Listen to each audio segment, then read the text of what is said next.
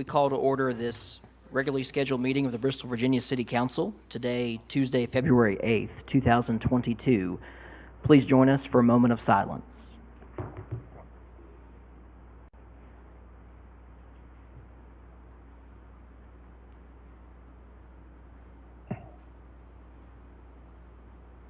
Please join us for the Pledge of Allegiance.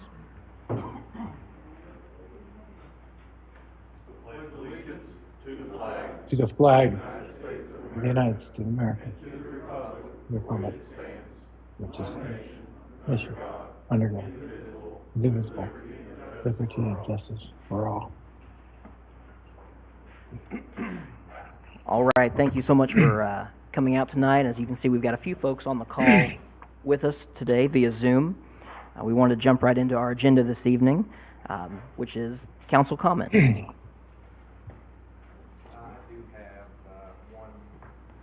I do have one item. Just wanted to acknowledge some staffing changes at the fire department. We had a couple of longtime employees retire, Captain Googe and Lieutenant Scott, and we had two promotions. I just want to congratulate Brandon Moore for his promotion to captain and Hunter Ruffin for his promotion to sergeant.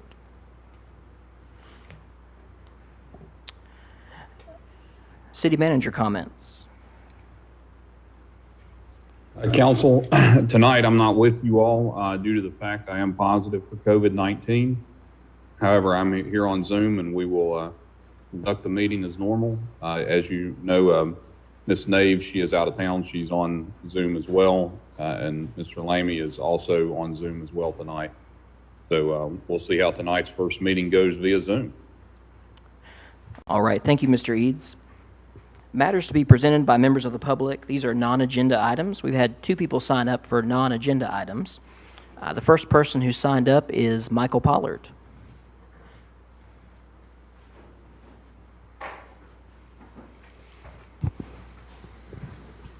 Thank you, members of the council. I live at 140 Ashley Drive. You know that I try to be open and honest with everybody. Some people would argue that I tend to be too open and honest. But tonight might be an example of one of those issues. I am before you basically proactively out of an abundance of caution. There was a discussion on social media, which I wouldn't normally bring up to you, except that in that conversation, someone with whom I was discussing said that he was going to, accusing me of not being open and honest on some matters, and he said that he was going to confront me tonight before the city council concerning that topic. And just in case he does, or in case he contacts any of you individually, I just wanted you to know what was going on. The specific topic doesn't really matter unless he brings it up. But if you want to discuss it, I'll be glad to discuss that with you later. Just don't want to take the council time for that. Thank you. Thank you, Mr. Pollard. The next person that signed up for a non-agenda item is Pastor Sam Weddington.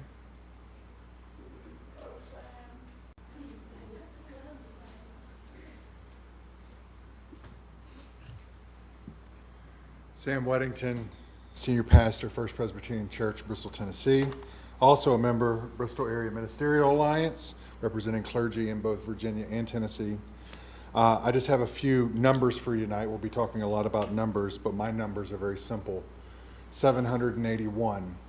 That's the number of air purifying units that our coalition has provided to both Tennessee and Virginia residents, and to date, the majority of those 781 have gone to Virginia residents. 125, and they're not abstract, these are real names. I know you just see a spreadsheet. Every one of these are households with children in them. Many of them are elderly people, COPD, other health issues that are afflicted nightly by the landfill, and they need help. Here's another number. I want to help these. I still got like $4,000 to go just to get this, and I've really stopped taking names. I could say there are thousands more that could potentially be helped or units bought if this council got about the business I think it needs to be getting about beyond just remediating the landfill, and that is helping the residents of Bristol, Virginia who are suffering. Here's another number for you, and it just happened tonight. $5. $5. By people in this room that probably couldn't afford the $5, this is how we're raising the money to address these numbers, and you guys have more than $5. It is time. I don't care who tells you we can't do it for legal reasons or what have you. The cat's out of the bag. We know what the problem is, and your residents, your citizens are suffering. They are suffering, and it is time for this council to help them. The purifiers do not fix the problem, but if it allows one family, one child to get a full night's sleep or somebody to get through the day, then it is worth it. It is time to stop hiding behind the legalities and get about the business of helping the residents of Bristol, Virginia. Thank you very much. Thank you, Mr. Weddington. The next item of our agenda is our adoption of our agenda. What's the pleasure of the council? I move for the adoption of the agenda as presented. Second. Okay, we have a motion and a second. Clerk, please call the roll. Yes. Yes. Yes. Yes. Okay, item 1 of our regular agenda, landfill update, presentation by Dr. Craig Benson. And before Dr. Benson speaks, we did have a few folks who signed up for public comment for this item. The first person that signed up is Mike Dean.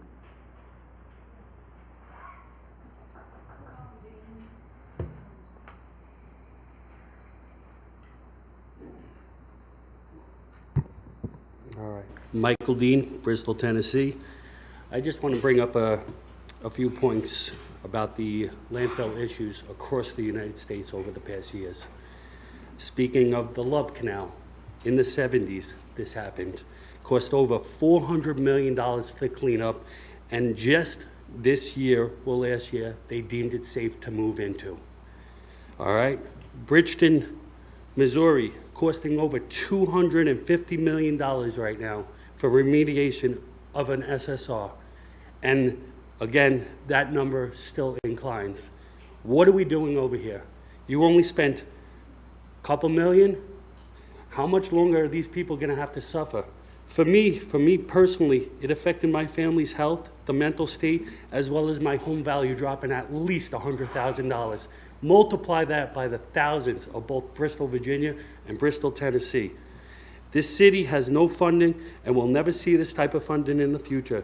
I beg for you to please talk to EPA every single day to tell them to step in and take control of this, because this city cannot. These engineers cannot.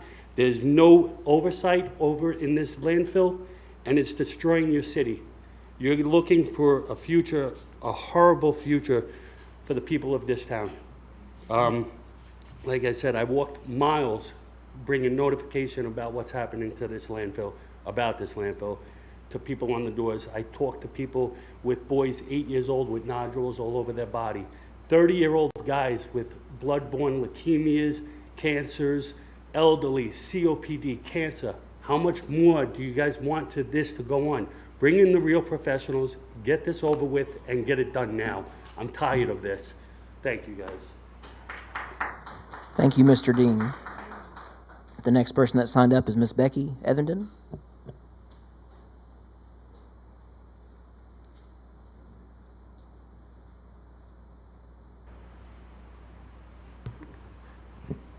Good evening, Becky Evenden, 210 Race Day Center Drive. First tonight, I'd like to introduce to you an organization that has been founded by members of our community and is currently applying for nonprofit status. We are a group of volunteers, volunteer leaders, and hard workers from all walks of life. We have engineers, scientists, teachers, small business owners, retirees, and more working together for the good of our community. We are called Hope for Bristol, and we are working to provide relief, education, and resources to our community in the midst of what we would term a crisis from the Bristol, Virginia landfill.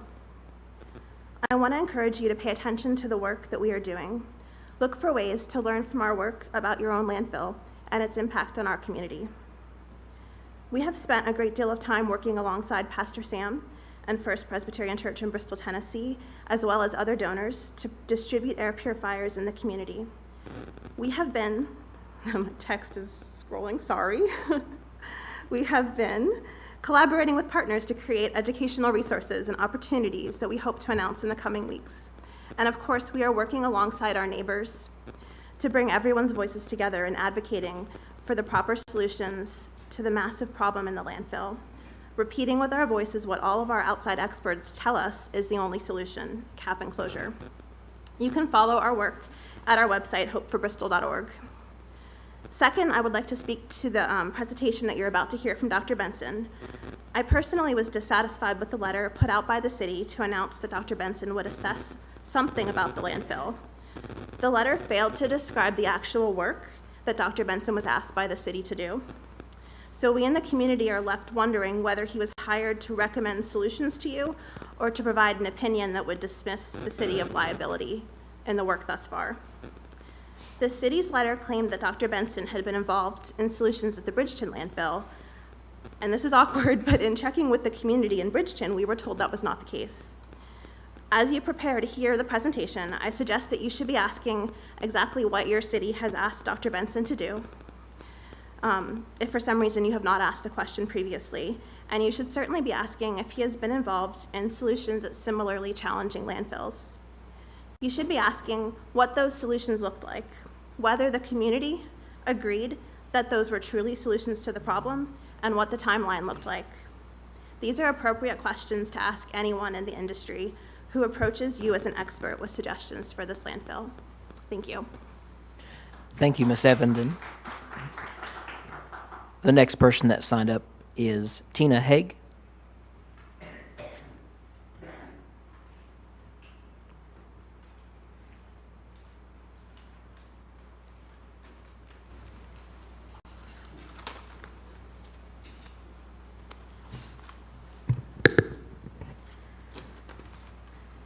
Good evening. My name is Tina Hogue. I'm a resident of Bristol, Tennessee. I wanted to speak tonight for our community.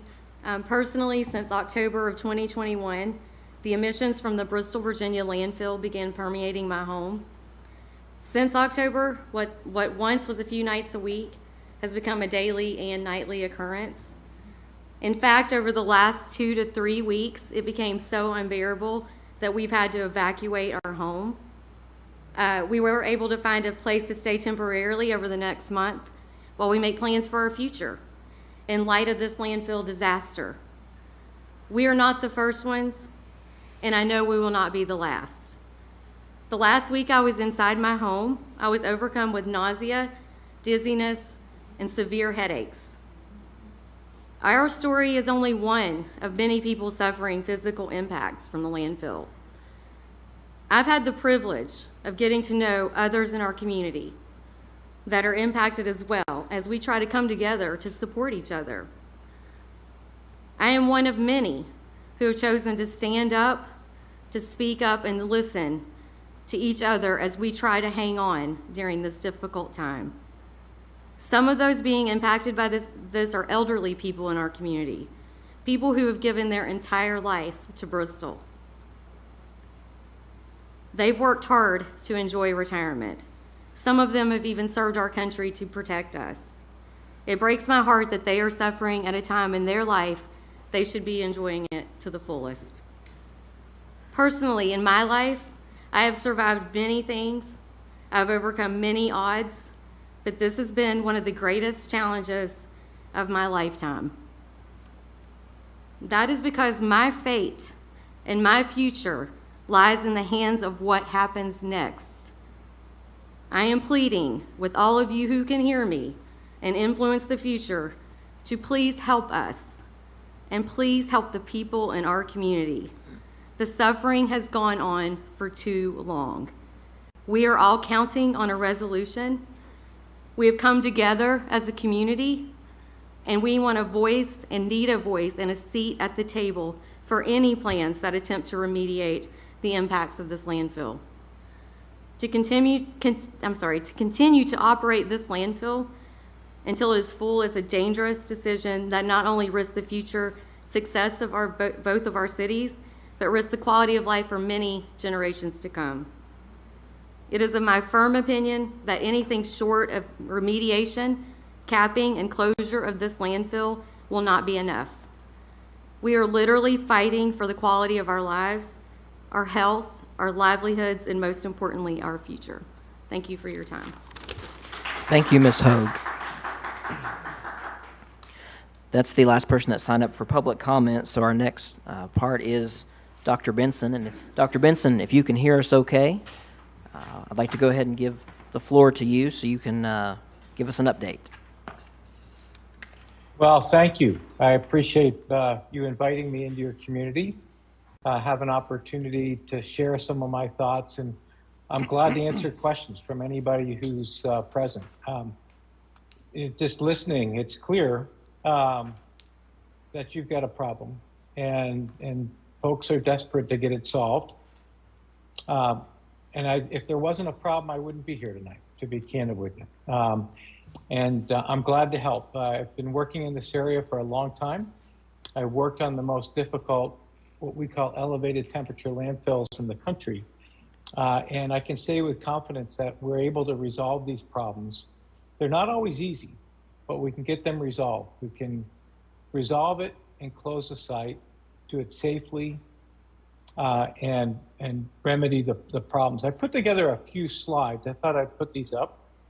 I'm going to start this now. I'm going to try at least.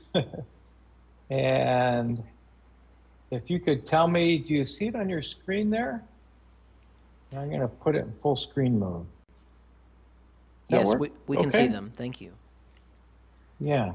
Again, thanks for coming. What I thought I put some slides together to share some of my thoughts and my experience with dealing with these difficult problems. And then after we go through those, I'm glad to take any questions or however proceed that the council and the community likes. I guess I would, before I dive in, I want to help you. I'm not here to get in the way of things or to paint a pretty picture. This is a difficult problem. I've worked on many of these, and I'm glad to help. My ability to help a community like yours is important to me. I spent a lot of my life in a community your size, and I appreciate how this may be challenging. Randall Eads was very thoughtful and had collected a number of questions from the community. I put them all here right in the front in the first couple of pages. I'm hoping to be able to address all, if not all of these. I'm going to get as many as I can as I go through the presentation, and then we're going to come back to them at the end after I share some slides and go through each one and answer the question specifically. And if your questions are not here, feel free at the end just to bring it up after we go through them. And I'm open to answer any question that you like. But Randall sent these to me. We're going to come back to this at the end, but I have read all these. I've dealt with all of these specific issues, and most, if not all of what you have in here is something I'm going to cover in the next few slides.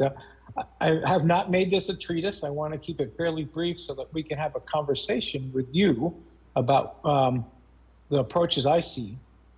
But let's take a few minutes to talk through what I've learned over the years. So before I dig into this, I wanted to just give you a little bit of background on my experience.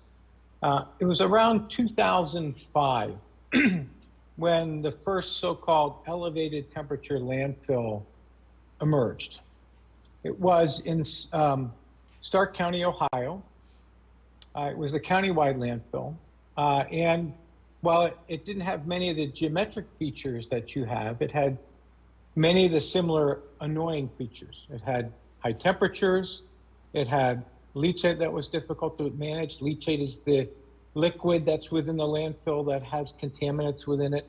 And most significantly, and what I heard tonight, very, very strong odors. In my family, we have a kind of funny saying about that site because they call it the countywide Christmas, because it was the Christmas I spent the whole time working on trying to resolve that problem. That was 2005, 2006. And at the time, there were a number of hypotheses about why it started and what happened. Many of those actually weren't well grounded in science. And I thought this was a one-off. Yeah, this countywide landfill, this anomaly, I had an idea of what was causing it. This was a one-off. I got to solve a difficult problem. I probably wasn't going to see it again. Well, a couple years later, another project came along, and I got a call, like happens in many of these difficult cases, about the Congress landfill in Chicago. And Congress actually has many similarities to what's going on in your community at the Bristol landfill. It was built in a quarry. It's adjacent to the community. It functioned well for a number of years, and then things changed, and it developed heat, pressure, very strong odors, the same type of odors I hear you talking about today. It was a very difficult site. We closed that site. I worked with a group of professionals from around the country to develop a solution. That solution was implemented. That site has been closed safely, odors resolved, problems resolved for a decade. We solved that problem. After the Congress site, this is around 2008, roughly. Now that I'm just about 60, all the dates get a little blurry in my memory.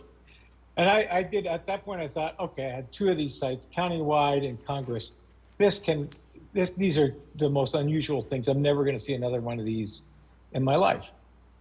And then the Bridgeton site came along that somebody mentioned here today, one of your community members. And I was dumbstruck. And I said, another site like this, another problem, many of the same type of issues we were seeing at the Congress landfill in Chicago were at the Bridgeton landfill in St. Louis area. And I've worked on that site since that time. Actually, I have a stack of papers from Bridgeton right here on my desk today. I'm actually doing a little bit of work on that right now. And there was a period of time when I worked on it pretty extensively. I know somebody wondered whether I had actually worked on it. Actually, I spent a bit of my life, and my family will testify to that. They still remind me of that site as well and how much time I had to put into it. That site as well, difficult odors, lots of challenges. It's been resolved. It's been closed with an interim cover with a geomembrane that manages the odors, the leachate and the gas is managed. It has other issues at that site still with regard to other waste streams that are completely independent, but on the same property. And so there are ongoing issues at that site, but not with regard to heat and temperature and odors. I would say at the Bridgeton landfill too, there were some folks that got involved in that project who had agendas, not community members, other professionals that wanted to stake out a claim, and actually I think probably wanted to make some money, and put out some bad science that kind of made that a more difficult project to deal with for a period of time. Well, once Bridgeton came along, and I was working on that, we were getting that resolved. I decided at that point, since I had now seen three of these, three things that I couldn't have, 5 years earlier, 6 years earlier, couldn't have even imagined seeing in my career, that this was not an anomaly, that three of these things. And there was grave concern at that time with people like me and others in my profession that we were going to see this all over the United States, because there were a lot of similarities with at least geometry and moisture depth at different sites around the country. And we organized a group of senior executives and scientists and engineers to have a series of discussions. I remember I organized the first one. We held it at O'Hare Airport in Chicago. We had a day-long meeting talking about what was going on at these sites and what we needed to do to get a hold of it and make sure that this did not become a problem for more communities in the country. That meeting and a series of related ones that followed led to something called the Elevated Temperature Landfills Project, or ETLF's project, that was sponsored by the Environmental Research and Education Foundation, which had a series of experts who tackled this problem to try to understand where it came from, why were we seeing this, why are we seeing horrific odors, what were the best ways to resolve it, and ultimately, how could we prevent this from occurring in the future? We spent 6-7 years on that project. Myself, Morton Barlast, a distinguished professor from North Carolina State University, somebody I've worked with for decades, probably the foremost expert on landfill gas in the world. Marco Castaldi from City College of New York, an expert in pyrolysis and combustion systems. At the time, we weren't sure what the reactions were, so we were looking at both combustion and pyrolysis. And Scott Ludick, a practitioner from Geosyntec Consultants, and Scott and I actually known each other since our days in college. And Scott, a wealth of experience working on landfills all around the world. And the four of us were charged to go and solve this problem, and that we did. We spent years studying different sites, building models, running experiments, and I'm going to distill down to you what we did over about 7 years and probably spent $1 million in research and development in a few slides, which I think are fairly simple and straightforward. And I preface what I'm going to tell you about now with that story for a reason. This is not a person who's just coming in to bluff you. I've got a lot of experience doing this. I solved some of the most difficult problems like this around the country. I've been in the most difficult sites. I'm still working on difficult sites today. Fortunately, most of these problems are resolved around the country. Unfortunately, yours is not. But let's begin. Let's begin to talk about what these systems are, elevated temperature landfills. These are municipal solid waste landfills where we have waste temperatures that are persistently above the common maximum threshold of 131 degrees Fahrenheit.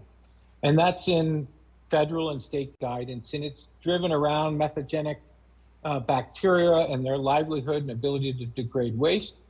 So we have what we call an upper limit on temperature of 131 degrees Fahrenheit. And ETLFs are sites where we have temperatures well above that threshold, and not at one location, but at a substantial area. They tend to be driven by heat sources, a couple of different heat sources. One, landfills generate heat through natural biological activity, and that heat, while tending to be self-regulating, can build up in the system, particularly if the system does not have a good way to dissipate heat. One of the things that we learned about quarry landfills, they are perhaps the poorest geometry for dissipating heat. In some cases, we have a subsurface reaction, some type of reaction that's generating heat. For example, an oxidation of a metal or a carbonation of an ash, some type of reaction that's generating heat, but not a fire. And I want to say that now, and I'm going to come back to it again. It's not a fire, but there are chemical reactions that generate heat. And landfills have a plethora of chemical reactions, biological and non-biological reactions going on all the time. And so occasionally we run into ones that generate heat, and that also generates heat within the landfill. Now, I would say that we had a number of hypotheses about why this heat was generating within the landfill, and what we had this theory about kind of this initiating event. We spent 3 years with detailed experiments trying to demonstrate what reaction was causing the heat. We weren't successful. We know that it happens. Specifically what reaction it is, I can't tell you, and nobody can. But what I can tell you is that we did learn how to manage it so that we could calm the landfill down and manage the things that are causing problems in your life. Other things that we saw consistently at all the landfills and in our experiments that we did, we had high wellhead temperatures. We have wells that come up, and I apologize for talking in jargon, but landfills have gas wells that come up to the surface, and that surface port where we remove the gas is called the wellhead. And we measure the temperature there. Actually, by law, we have to measure that on a regular basis. We'll see increasing trends in wellhead temperatures. That's a common thread. We'll see carbon monoxide in the landfill gas, but without combustion. Historically, in our industry, when we saw carbon monoxide, we thought landfill fire, because carbon monoxide is a byproduct of combustion. We learned at the Bridgeton site, when folks first saw carbon monoxide, what they did is they thought, uh-oh, landfill fire, we're going to turn off all the wells, choke off all the oxygen. Perhaps the worst thing that could have been done at the time. Energy was trapped in the landfill. The temperature shot up about 50 degrees in a matter of a week. Carbon monoxide concentrations increased. We know now from studying this that we get carbon monoxide without fires in these systems. It's a natural byproduct of the chemical reactions that occur in organic materials at elevated temperatures without oxygen. That's important because that affects our strategy. Because you see there's carbon monoxide in your wells at your site, all right? And one reaction might be, we better turn off all the wells right now. If we did that tomorrow, 2 weeks from now, we'd be regretting it immensely. Other things that we see, things like hydrogen in the gas, in the landfill gas. That's not normal. That worries people because hydrogen can be explosive, but hydrogen is also a natural byproduct. We learned this through all of our studies. The other thing is that we see leachate within the landfill that tends to be much more concentrated in both organic materials and inorganic materials than conventional leachate that we would normally see. And I'll explain why that happens here a little bit later. Now, you're fortunate. You've got a landfill that's lined at the base and has multiple barriers. And so that's protecting groundwater.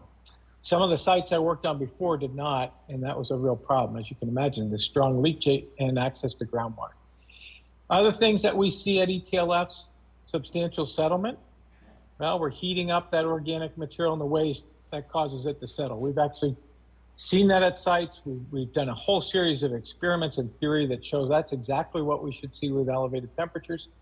And all this occurs in the absence of oxygen. Landfills tend to be oxygen-deprived systems. They tend to, or what we call anoxic. And these phenomena historically weren't things that we thought of could happen in the absence of oxygen. We learned actually they can, and this is exactly what happens in that anoxic environment. Not one of these items alone renders a site an ETLF, and ETLFs may not have all of these different attributes. The definition varies from site to site. I wish I had a formal definition, but most of these are issues of concern, and we'll see as we talk through where there's some analogs with your Bristol landfill. What elevated temperatures, what they're not. First of all, they're not on fire. They're not smoldering. In fact, we had what I would call some people purporting to be scientists talking about some of these sites being on fire and smoldering combustion, things that, to be candid with you, are scientifically impossible for the environment in which they're placed. The likelihood that this landfill is on fire is very, very small. I'm convinced that's not the case. We will have confirmatory data on that in short order. We have some landfills where we get some of the wells, a limited number will get hot. That just happens. We see that all the time. They're above 131. That doesn't mean they're one of these ETLFs. And not all sites just that have elevated temperatures go into this regime, right? The regime you're in is problematic, I know, but just because sites have elevated temperatures doesn't mean they're the same as yours. It's this kind of collection of events and the consequences of them that really puts your landfill into that category of others, like Bridgeton, like Congress, both quarry landfills, like Countywide, like Emerald Park landfill that I'm working on in southeastern Wisconsin right now, a collection of others. I've worked on 10 different sites around the country with these problems. What are some of the common characteristics that we see? Gas temperatures, landfill gas temperatures consistently above 131 over a significant area. So it's hot, but much lower than the combustion temperatures. Combustion is typically around 500 to 1500 degrees Fahrenheit. You're not seeing anything near that. Gas removal, that's challenged by wells that are what we call watered in, where we've got too much moisture in the waste and we can't pull the gas out. That's a common thread in elevated temperature landfills. Sites where the methane to carbon dioxide ratio is diminishing. In a landfill, it's a biological system. The landfill gas, when it's operating in a healthy manner, is roughly half methane, CH4, and half carbon dioxide, CO2. Those are the two byproducts of so-called methogenic bacteria, the bugs that eat the waste, all right? They tend to be roughly half and half. Well, that ratio, this methane drops off and it becomes almost all CO2 in elevated temperature landfills. We'll see that over time. And then we may see elevated carbon monoxide, hydrogen, I mentioned early, and they are frequently deep and wet, like Bristol, like Bridgeton, like Congress, like Emerald Park, like Countywide. What are the common, of these common characteristics, which ones do you have at Bristol? Well, I'm just going to go through this. Elevated gas temperatures. Yep. They're, uh-oh. Gotta get my slides going here. Well, I'm going to, oh, there it goes. My animation was, I was compromised for a minute there. I apologize. You know, it's hot, but it's not burning hot, right? You have problems removing gas. The old gas wells are really challenged for a number of factors, watering in being one of them. Gas quality is diminishing, primary gas ratio, particularly in the hotter wells. We see carbon monoxide, we see hydrogen, and the waste is deep and wet. It's in a quarry. I guess I would add again, it's in a quarry that's a lot like Bridgeton and a lot like Congress. These systems are terrible at dissipating heat. Why? Because they got a big rock mass all around it, a saturated rock mass, and that is a terrible system to dissipate heat. A conventional landfill built close to the surface has a large surface area exposed to the atmosphere, even if it's closed, and that has wind blowing over the top of it all the time, that removes heat. Some other characteristics, well, we'll tend to see dark, wet, highly degraded waste. Black in appearance, it will look black, but it's not combusted, and that's one of the things that often gets mixed up. Somebody sees a black waste and says, it must be on fire. It's not on fire, just when material degrades at high temperature, it just turns black. That's a natural thing with organic materials. The leachate is strong. It'll have high, what we call biological oxygen demand and chemical oxygen demand. Those are two kind of index properties. And that ratio of BOD divided by COD will tend to be high. When we look at landfill leachates as an engineer, I can look at the ratio of those two quantities and get a sense for the health. And a healthy, well-degraded waste has about 10 times more COD than BOD. And at elevated temperature landfill, they'll tend to be roughly even. The pH will drop. We'll see high suspended solids in the leachate. We'll have organics at high concentrations. Leachate will be under high pressure and temperature in some cases. We've seen that. I was out with Ernie Hoke of one of your consultants who works on the site. Ernie and I looked at some of the gas wells that have been installed recently, and we were able to tell, we could see pressure that had been built up in some of those wells. Large and sometimes broad subsidence. We know there's accelerated settlement going on in the landfill. And temperature profiles that indicate heat is internal rather than the boundary, deep down in. Now, we're not necessarily seeing all these characteristics at Bristol. Probably we are. I just haven't had a chance to study all of them in detail. We're going to be doing that over the next month or so. But we know the leachate, we've seen the leachate under pressure, and we know high temperatures. We've seen subsidence. It looks like some of the leachate I saw looked like it had very high BOD and COD. It looked strong. So we see these characteristics as well. All right. Well, why do we get these unusual characteristics. Why does it stink, first of all? And why does the leachate have such strong characteristics? And I tend to think of these, and I haven't had dinner yet, so I may regret using this analog, but I think of elevated temperatures as an analog as a crock pot, something I bet everybody in this room has seen or used at one point. You got a pot, you put all your meat, your vegetables, you put water in, you put some seasoning in, and then you turn the temperature up, you put the lid on, and you let it sit, right? And you come back later and it's got a wonderful aroma. The liquid in it is a broth because we have lots of organic matter that's degraded. And all the vegetables and the meats are all softened from the heat. It creates a wonderful material to eat. Well, doesn't quite smell the same or taste the same in a landfill, but the same analog is true.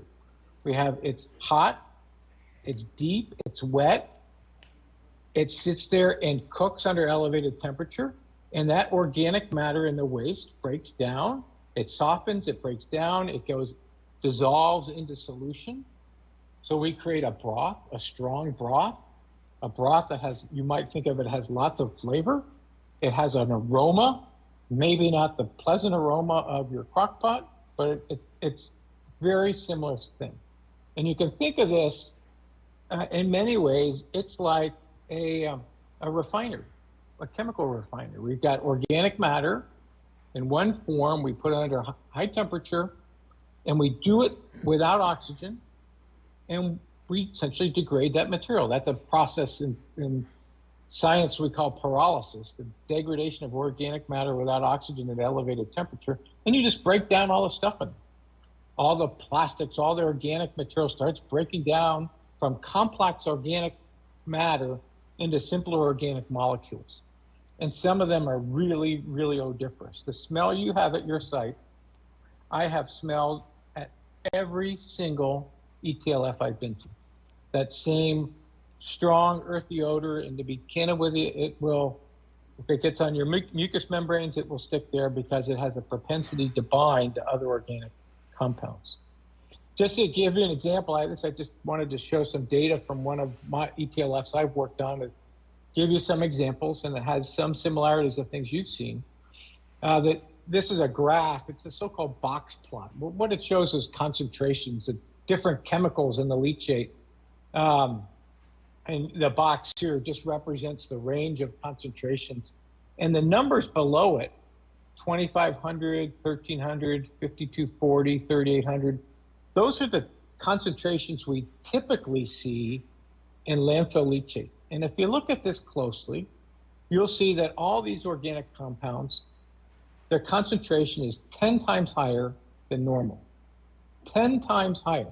That's because we're degrading all this stuff, including things like benzene, right? I know benzene's an issue of concern in the region. Benzene here, is, in this example, is 10 times higher, more than 10 times higher than what we would normally see in landfill leachate. So this accumulation of organic compounds in the leachate is not uncommon. It's very consistent with what we see at other sites. And the unfortunate thing, it tends to have very strong odors associated with it, very strong odors. One thing I should point out, there was a mention earlier in some of the discussion. I appreciate the passion that people have brought to this conversation today. I would feel passionate too if I were one of your neighbors. But there was a mention of Love Canal. Love Canal, I remember Love Canal when I was a kid. This is not Love Canal. I know Love Canal is a scary, terrible thing that happened. Love Canal was an unlined pits in which chemical waste was discarded. Took a long time to clean up, caused a horrific damage to the community. This is a lined landfill that you have that has some problems. These problems at this site can be remediated. The analog with Love Canal, yeah, Love Canal was bad. You've got a bad problem, but that's where the similarities end. You have a liner that's protecting you. Some things that we've learned from all these sites. One, ETLFs are not landfill fires. That was one of the questions that came up. Just because it's hot doesn't mean I have a fire, or so-called smoldering combustion, which some folks have proffered out in the landfill world, I think, with some bad science. We know that they're not landfill fires. We can look at the leachate and the gas data to confirm that. Ernie and I have been looking at that as part of our activities. We should expect higher volumes of leachate, higher strength, higher concentrations of organics in it. That's going to be more difficult to more volume. It's going to be more complicated to treat. We should expect that. They're not fires, but we should expect all these phenomena to occur. And we should expect the landfill gas quality to diminish. You run a gas to electricity generating station at the landfill. The ability to do that going forward will be affected by this phenomenon. We'll have to separate the good quality gas from the poor quality gas, probably. One of the most important lessons that we learned is remove the energy. There's a sense that I gotta somehow close this thing up, wrap it up tight, and hopefully that'll get everything to go away. That's probably the worst thing we can do. We want to, this system is hot, it's cooking. The best thing that we can do is to keep pulling that energy out of the system until it finished running its course. We're going to continue to extract gas through wells. We're going to continue to extract leachate through the same wells, what we call dual phase extraction wells. This removes the energy that drives the chemical reactions that are occurring. It removes reactants that are involved. Those are the kind of you might think of the ingredients that go in the recipe. It decreases the pressure and controls odors. And we can do all this and manage the gas problems and the energy at the same time. We want to be very deliberate about that. We want to use something called adaptive management. Every one of these, while there's many similarities in these sites, every one of them is different. Every single one is different. They've got unique characteristics. And so we'll want to adopt best practices, things that we know work based on good science. And we're going to want to monitor it and keep an eye on it and adjust what we're doing based on what we see. One of the things that we have to be really guard against in our work is to avoid prescriptive practices, things that we've always done in the past or we just want to do to somehow get it to stop. You know, the classic one I think of is turning off the gas system to manage carbon monoxide. I mentioned that one site, probably the worst thing that ever happened to that site was closing the gas system. Things that we might just normally do based on prescription, we don't want to do those. We want everything we do, we want to do thoughtfully and deliberately. And finally, we want to avoid generalizations. So we want to think about what is going to manage the situation at this site, interpret the data in the context of your site and the measurements that we're making, and adjust. I've seen this set of lessons learned comes from all the different sites I've worked on in years of research. All right, let's go to the next slide. Let's talk about your site a little bit. Things that we want to be careful about. And I want to be thoughtful about this. I know there's been a number of suggestions about what should be done. I want to be thoughtful to share some ideas to make sure that you don't go down a path that's going to create unintended consequences that you greatly regret later. But this is my simplified drawing of the quarry. A quarry never looks so simple, but we got the gray rock. I remember that gray rock when I visited the site. It's a deep, nearly vertical hole in the ground, way we construct quarries. And it was open, and back in the early 90s, in the 80s, actually in the 70s even. But even when we began engineering, we really began engineering landfills in the late 80s and early 90s.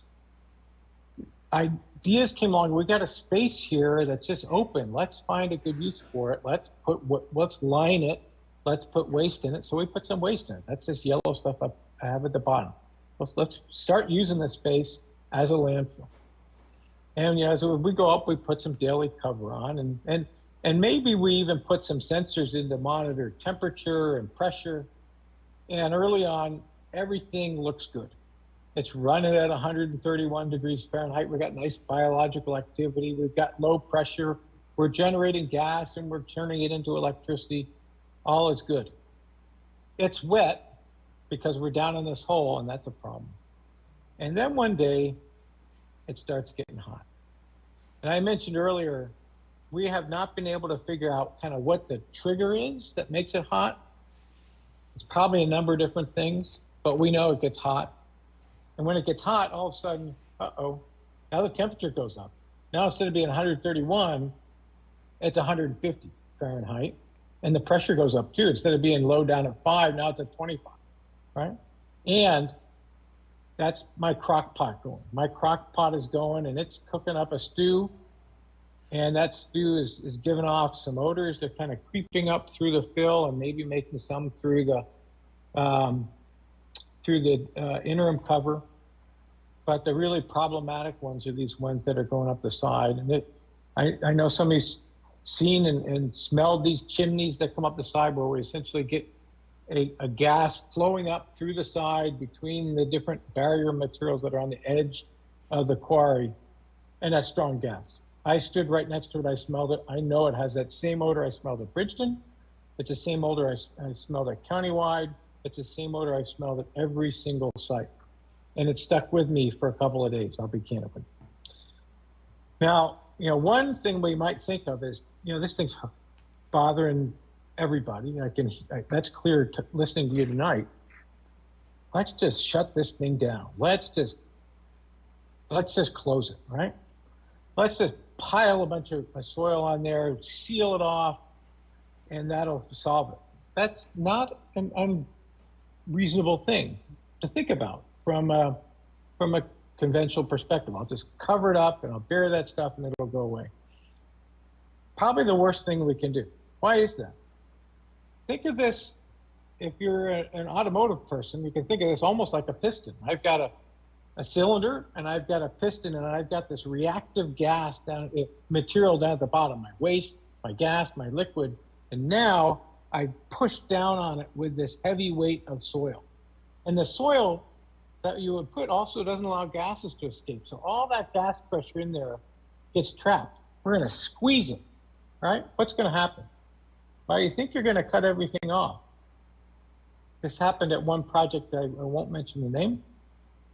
Well, instead of being at 150 and 25, bam, we go to 250 and 50 PSI pressure.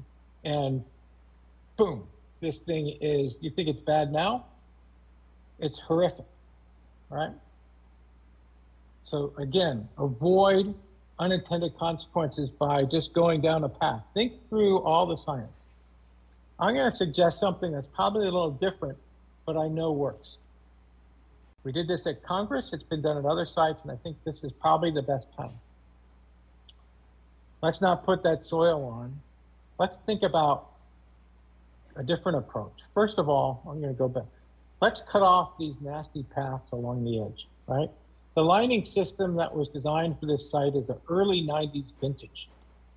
In the early 90s, we learned a lot. We just started developing liners in the late 80s when I was a guy in my 20s. I was one of the people who was involved in developing lining systems in this country. Well, that system's imperfect on the sidewalls. I feel like it's probably fine at the bottom, but the sidewalls, it's not perfect. And it has gas flowing up between the layers, and that's what those chimneys are causing. We need to build some seals and redirect any of that gas back down into the waste. Knock out those really odoriferous chimneys. Okay, that's probably the worst part. That in itself will help a lot. Now, one tendency might be, okay, now we got those sealed off. Now let's fill it. Or we don't want to fill it with something that's going to essentially compress that waste and accelerate all the reactions.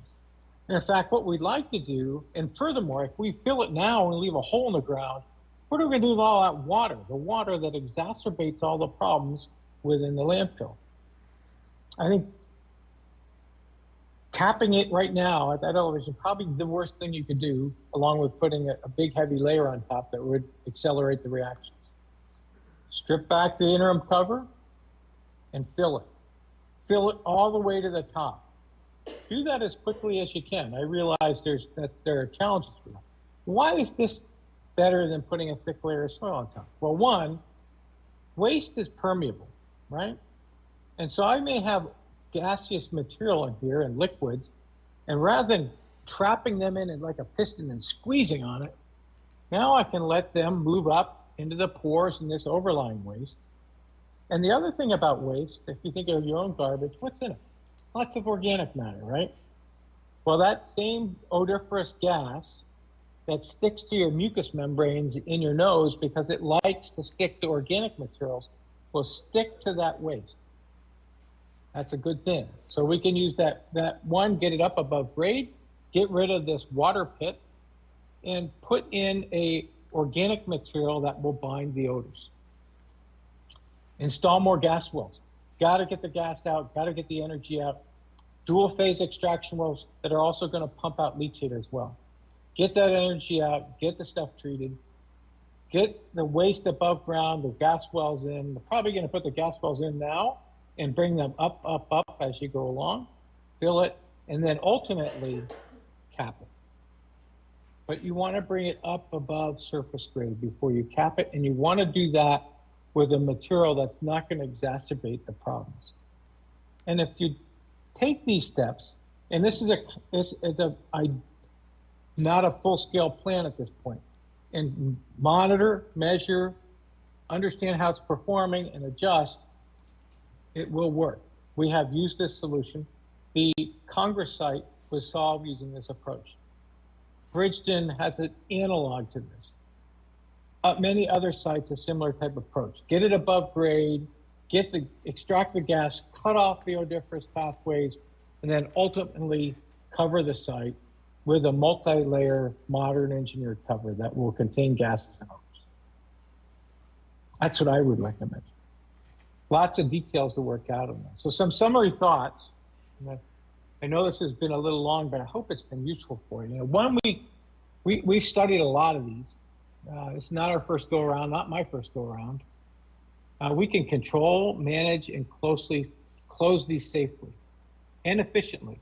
Maybe not quickly, but if we can do it with these other attributes. And if we're thoughtful about cutting off those chimneys early on, we'll knock out a lot of those odoriferous gases that are really being problematic. We want to use a deliberate approach based on sound engineering principles of things that we know work. We want to avoid trying to go with our gut and causing unintended consequences that we'll regret later. Finally, I guess the last part is you got to be patient and apply adaptive management. That means that we're going to watch it. We're going to adjust what we're doing based on what we see and continue to do that process till the problem is solved.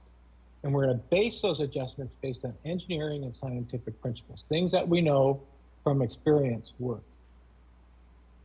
So I said I would come back to your questions, the ones that Randall had shared with me, and go through them. I think I've probably answered a number of them. And if I haven't, we're going to try to give them a shot. So first one, is there a subsurface fire or a reaction? There certainly is some kind of reaction. There's always reactions going on in landfills. There's something that's generating the heat, but it's not a fire. I don't know that for a fact yet, but the data all suggests it's not a fire. We have no evidence of fire. When do you think the situation began that led to the odor? Probably several years back. These things don't start overnight. They just tend to become problematic at some point when the temperatures get high enough. We probably can go back and look at data over years and be able to kind of get a sense for when things started going awry. But it probably started several years back. What caused the situation to begin? The reaction, the trigger, we don't know. I mentioned that already. But we do know it's in a deep quarry landfill, and they're terrible at dissipating heat, right? Every one of them is terrible at dissipating heat. So we've had an environment which is conducive to poor heat transfer. And that's probably one of the larger causes. It just couldn't get rid of the heat the landfill was naturally generating. Can it be closed right now? I would strongly urge against that. I would not just close it with the elevation of that. You will regret that for the next 50 years if you do that, because it will be a water pit, and that water will ultimately get into the system and exacerbate problems. We talked about the best way to get the landfill closed as quickly as possible. Fill it with waste as fast as you can. Install the gas and liquid leachate extraction wells as you're going up, and then cap it. Will temporarily stop accepting the waste to alleviate the odor? No. It's not the waste that's coming in. It's waste deep down in, it's that crock pot that's causing the odor. Will an odor mitigation system like used at other landfills help in this case? Very unlikely. Actually, I think a lot of those odor misting systems they don't work at most sites, to be honest with you. I find they're usually money well wasted. Best way to manage odors is where they start. Get the gas out, manage the gas migration. Have the steps the city's taken so far been the correct steps? Recognize there's been a problem, brought in professionals to understand it. I was glad to come in and visit the site. I've got a lot of experience. We know what to do. So I would say the answer to that is yes. But we're in our infancy. In your opinion, what steps should the city take to next resolve the odor issue? Talked about that already with sealing off, filling it, capping it. Do you foresee the odor ever going away? For sure. It will get managed. It won't happen tomorrow, but it can get managed. Federal funds, are they going to be available? Somebody in your city government probably has a better answer to that than me. None of the projects I've been involved with have had federal funds, but they haven't been public sector projects. So they've all been private sector. Do you believe additional gas wells will be helpful? For sure. More gas wells, more leachate extraction wells will help remove energy, remove gas. Some have been installed already, more are likely to come. What's been learned about quarry landfills over the past 30 years since this was designed? Yet this is a design from when I was a young man, all right? We don't build quarry landfills today. You know, they were an interesting idea, and an idea we thought at the time was a good one. Lessons learned. They're terrible at dissipating heat. They tend to, managing water is awful. The geometry for waste movement is constrained. Very uncommon today. We wouldn't do that today, but 30 years ago, 40 years ago, not uncommon. Would adding 6 to 10 feet of cover on top of the existing waste help or hurt the situation? I really think that is a dangerous thing to do. You could exacerbate this situation and push it into overdrive. I would not do that. How much is the city going to have to expend to correct the odor issue? I'll be candid with you, it won't be cheap. I don't think this needs to be Bridgeton type expensive or countywide type expensive. Somebody mentioned 250 million at Bridgeton. I think that's an underestimate. I think Bridgeton was more on, when you look at all the things wrapped together, probably about $500 million. But there was a lot of reasons why that was so expensive, because there are a lot of people inserting themselves in that with agendas, not local people, other scientists and engineers with their agendas that they wanted to put forth, and they ended up spending a lot of money on things that just did not make sense, on crazy, to be honest with you, crazy ideas. But I'll be candid with this, it will not be cheap to fix. This isn't something that we can go out and move some dirt around and we'll be done. It will take some effort. What you want to do is, you're early on in this, get out in front, manage it thoughtfully, use good science, and that will minimize your long-term costs. Okay, I think that's what I got. This was kind of a longer to talk than perhaps you expected, and I know it's longer than I expected, but I hope it was helpful to you to understand a little bit about what we've learned about elevated temperature landfills and to answer your questions that you posed earlier. And I'm glad to answer any ones that you've got now. Well, thank you, Dr. Benson. I do think the council here may have some questions for you, and again, we do appreciate your time. And this will be our council discussion segment, so anyone can jump in. Hello, Dr. Benson. I do have a couple of questions for you. Thank you for the great detail you went into. So, talking about the subsurface reaction, which We don't know if it's a fire or if it's smoldering or whatever. We just know there is some type of exothermic reaction happening. According to the EPA, there are ways to cool off hot areas, like foam injection, closed loop heat exchanges, and cryogenic liquid and gas injections. Are those routes that would be wise for us to look at once we can determine, where hot spots are in our landfill? I would be very careful applying any of those techniques. Those are things we talked about a lot a decade ago. When this problem it was out there, we were worried about it, we didn't know what to do. Maybe it was even more than 10 years ago. But people try things like cryogenic injection. I wouldn't do any of those. They tend to be, I talked about beware of unintended consequences. I can think of one, a cryogenic injection causes slope stability failure and didn't resolve the heat problem. Catastrophic failure, enormous amount of money, no problem resolved. What we've learned, the best thing is to manage the energy by extracting the gas and leachate aggressively. That's the best way, is not to try to go in and try to freeze it, but actually pull the heat out. Pull that energy out now. Pull it out with systems that we know work and that we can manage and control. It took quite a while to come to that conclusion. I'll be candid with you. And so the other ideas that have been proffered, I think, largely have been dismissed by the experts in the area. Thank you. Yeah, really good question. I appreciate you doing some study on this. I appreciate it. I have one other question for you. So, we talked about, the chimneys that are present, where the heat is escaping, where the smell is escaping. So the fact that those chimneys are there, does that verify that the liner is compromised? Well, that's a good question. And I can't say I would verify it, but on the sidewalls, I wouldn't be surprised if there are defects in the primary liner.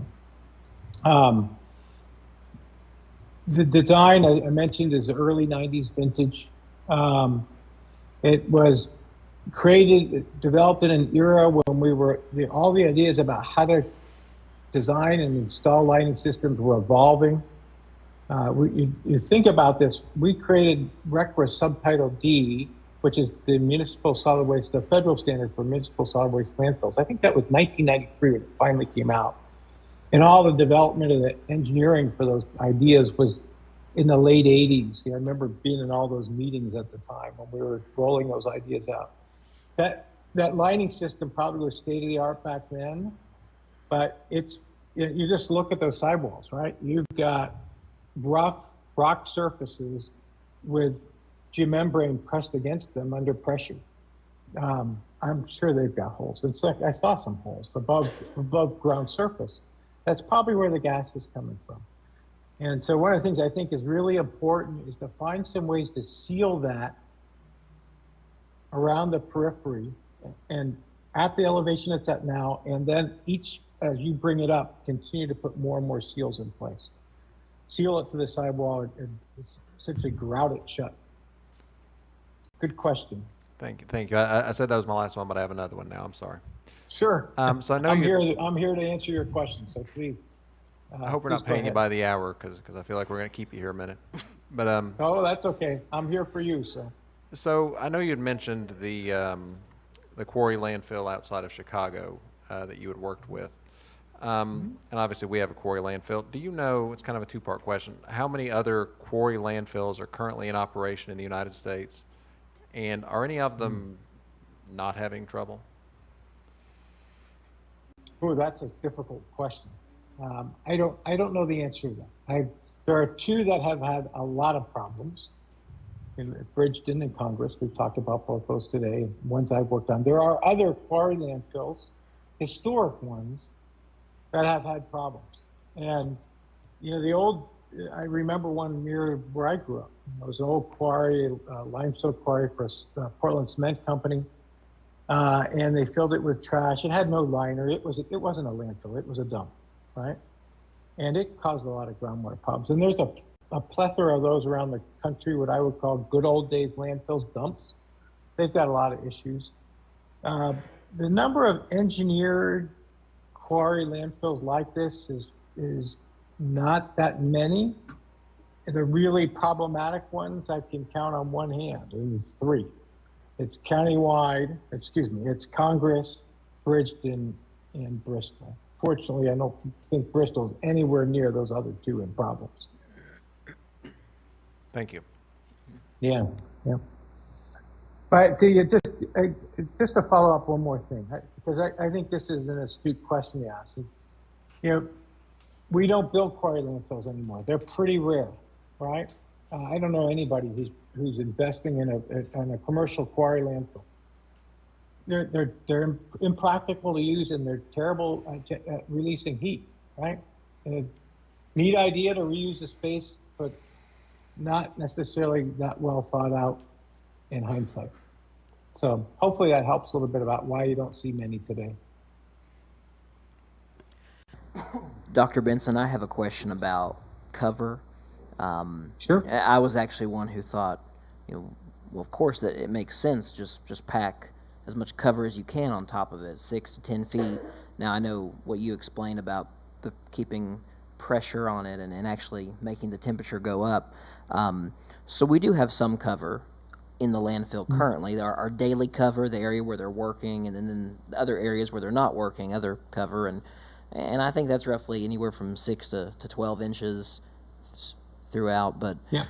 would it make sense to remove that cover to help relieve any pressure that we're applying with the amount that we've got now? I think you want to be careful doing that. I think when you bring fresh waste in, and I would try to bring that fresh waste in high volumes if you can.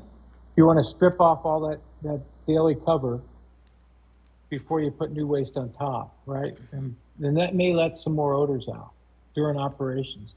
But you want to get the waste connected from top to bottom hydraulically, so the liquid and the gas can transmit up and down. And when you put those, what I would call fine textured soil layers in, and they're not stripped back, they just end up being these blockages in the system that make things more problematic. We saw this at Congress with all these fine textured layers stacked on top, and they were just this piston, and I'm convinced that at Congress, that piston effect was very real. We actually had a leachate geyser there. I wasn't on site when it happened, but it was probably 100 feet in the air of leachate squirting out. Horrible. And one of the things that we know too from chemistry that we accelerate reactions when we increase temperature and increase pressure. Those are essentially putting energy into the system, and those make things worse. So we want to try to avoid that. That's a lot of my thinking along those lines, and make sure you can manage that gas. Don't get it trapped in any way. So pulling that soil back before you're putting fresh waste on is important. Long answer to your short question. I apologize. Those old professors keep talking. No, so pulling it back before fresh waste goes on, but essentially not pulling it back just for the sake of pulling it back and leaving it open. I wouldn't do that. I think that would cause other problems too. Because you got new gas wells in, and they're drawing vacuum, and you want those to draw vacuum from within the waste mass and not fresh air in from the top, right? That if you draw oxygen in from the surface freely, that can start a fire. Okay. That's another problem to think about as well. So I would be really careful about doing that. Strip it back before you fill, but not ahead of time.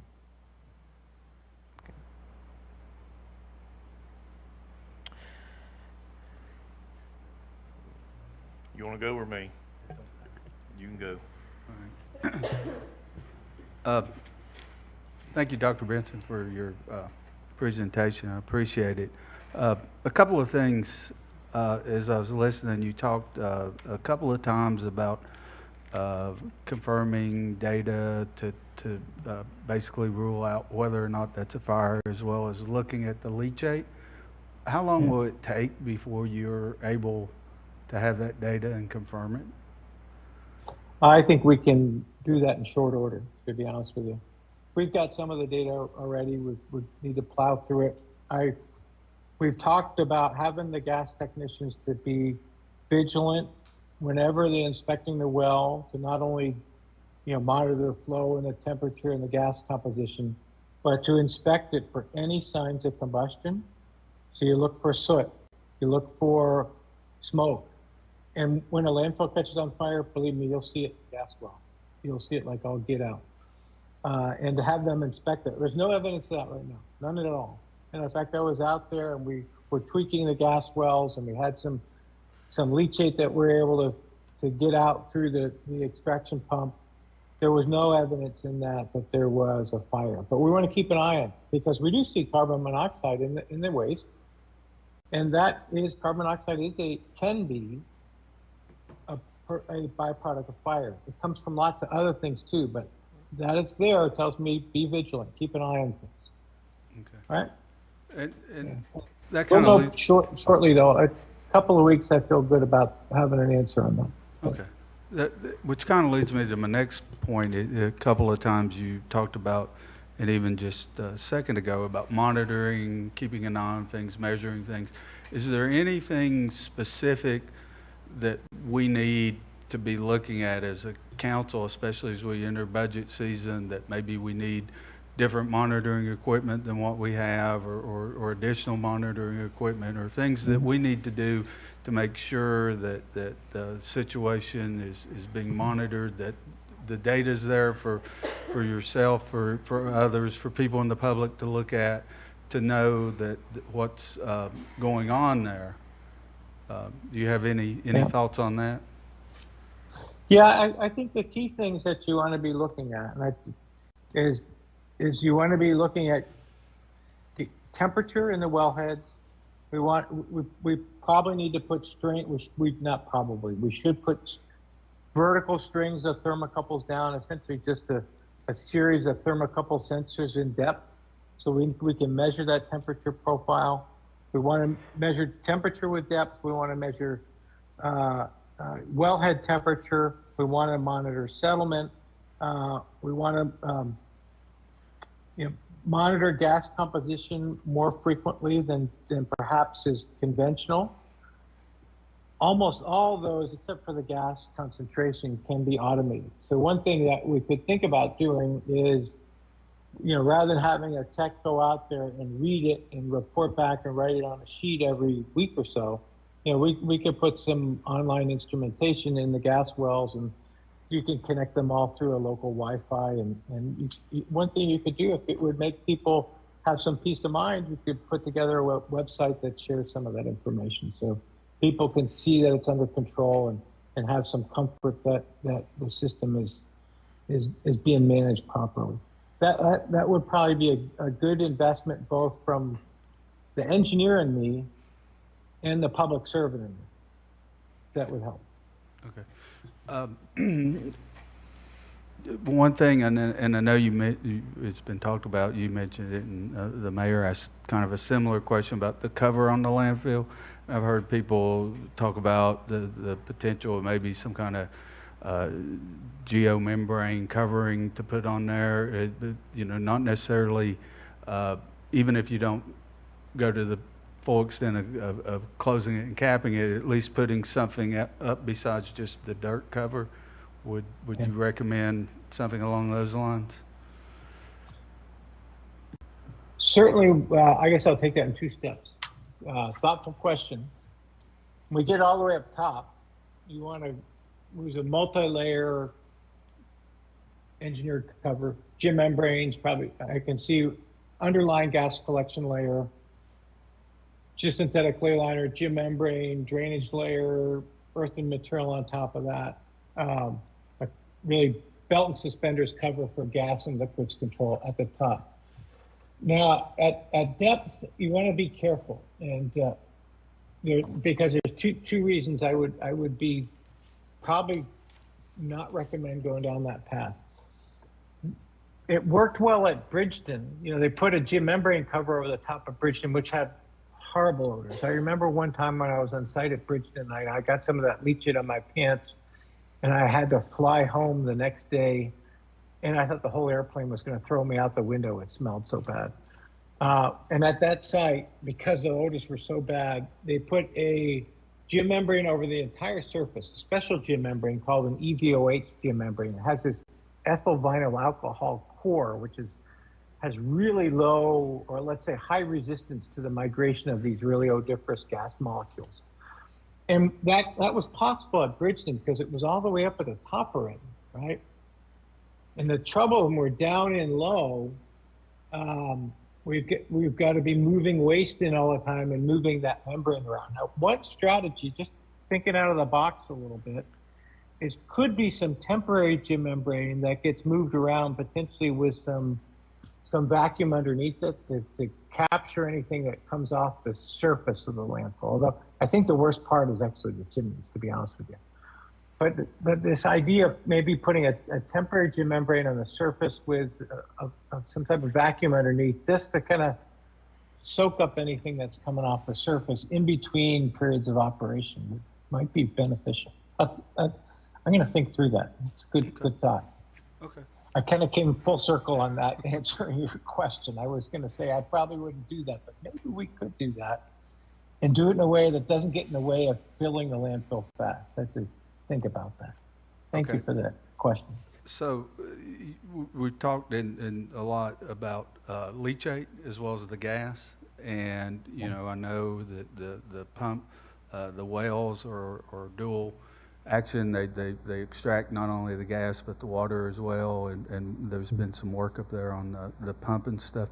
Is there anything else you see that we need to be doing to speed up or to make that more efficient to get the leachate out? What you can do to accelerate that is put more wells in there. Okay.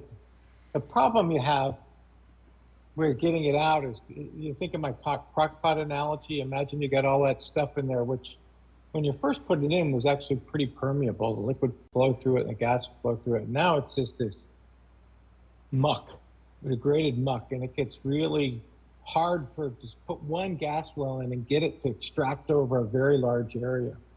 And so you got to put a bunch of wells in to make sure you get good coverage and good energy removal. And just because the waste itself at depth can't transmit the gas or the heat very well. So putting gas wells in, more of them, and doing that in a way that doesn't prevent you from filling in an expedient manner will be important. That's going to require some logistics and some thoughtful geometry. Yeah. And again, kind of getting to the leachate point, as has been explained, part of the issue with the landfill is just the water itself, that it's in a bowl, it attracts the moisture, it's hard to get it out for the leachate. Is there anything that we can do going forward to try to help mitigate the amount of water that's collecting in there? I don't know. I've been thinking about that. The challenge is it's a quarry, and they collect. But where they're constructed, they tend to collect water. In fact, when we're running the quarry, we're constantly pumping it out, right? You've got water that can come in through the entryway where the trucks come in and the equipment comes in. That's something you can manage the water entry. But the harder part is all around the periphery. You go out there and you look up at the sides, and you can see, I've got a sloping surface at the edge of the quarry wall, right, going back. And so I've got this tributary area that's not only the open area of the quarry itself, but the ring around the edge. And somehow that's hard to limit. I've been trying to think about how we could maybe reshape the edge and how much impact that would have. I'm just not sure it would help enough. The biggest problem is it's in a hole, right? And getting it filled and capped is going to solve that over the long term. Okay. And I know you've talked about the sidewalls and the chimneys and fixing that issue, and then I think the vice mayor asked about the liner and As you pointed out, you said this was designed, the systems are basically a 30-year-old kind of technology. So is there anything, that we might look at that's evolved, or the way things have changed in the last 30 years, that as we continue, if you added new liner, or you could add something, do something a little different than what was originally thought of 30 years, that might work better? Yeah, we do have some new materials, and I think we want to think about that as we, bring up, if you decide you're going to fill it, and you're going to continue to have to bring the liner up the sides as you fill it, the detail on that multi-layer system probably needs to be rethought a little bit. One, as I recall, it's high-density polyethylene. Probably don't want to use high-density polyethylene liner. Probably want to use what we call LLDP. It's linear low density. It's a much more stretchy. It stretches without breaking. So it's hard to puncture it. And behind that, putting maybe a geosynthetic clay liner behind it. That's a kind of a thin, like I think of about this fat. Some factory manufactured clay liner, which could provide some cushioning and also some sealing for any defects that might exist. That's another option I've been thinking about. Something that reduces those stress concentrations from the rock, prevents them from making punctures, and if there are punctures, provides a backup that will seal them. I do think that detail can be thought through more carefully. And then to do that seal that I showed schematically around every so often, just sealing it up along your periphery. Thank you. Hello again, Dr. Benson. This is Kevin Wingard. I met you out there a week and a half ago when you was at the landfill. It's a pleasure Thanks for you to coming, be back Kevin. tonight. I have several questions that I want to get to, but anyway, for months now, I've been calling out, all hands on deck. We've got to get this situation under control, and asking everybody to think outside the box. And this is not an easy task, but anyway, I have personally been to the landfill 3 times since December the 23rd, and I want to go over a few things and questions that I've observed. But Sure. Let's start with your tour of our landfill. What stood out to you as being a very serious issue that we need to correct immediately, and how do we move forward doing that?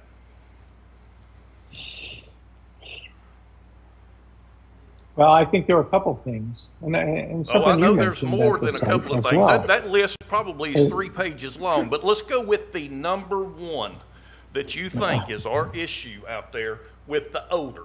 I'm not worried about the hot wells. I'm going for the odor. We have an issue in this city that we've got to get a handle on yesterday. Yep, so let me finish, all right? I talked about these already, and I think there's 2 things that I see, well, 3 that stand out. You got to seal off the edges, right?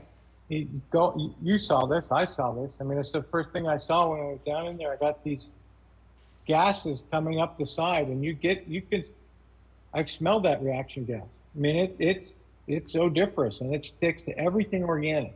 It sticks into your clothes, it sticks into your mouth, it sticks into your nose.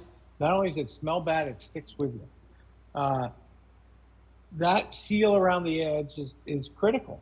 That's not something that you're going to come out and do this Saturday, right? That's got to be thoughtfully engineered, but can be done. All right, so that's one. The second one is, and one that you've mentioned, is manage the water. We got to pump leachate out of that system. We got to pump gas out of that system. To me, once you got the edges sealed and you start being more aggressive at pumping out the gas, you're going to manage the primary process by which the odor moves.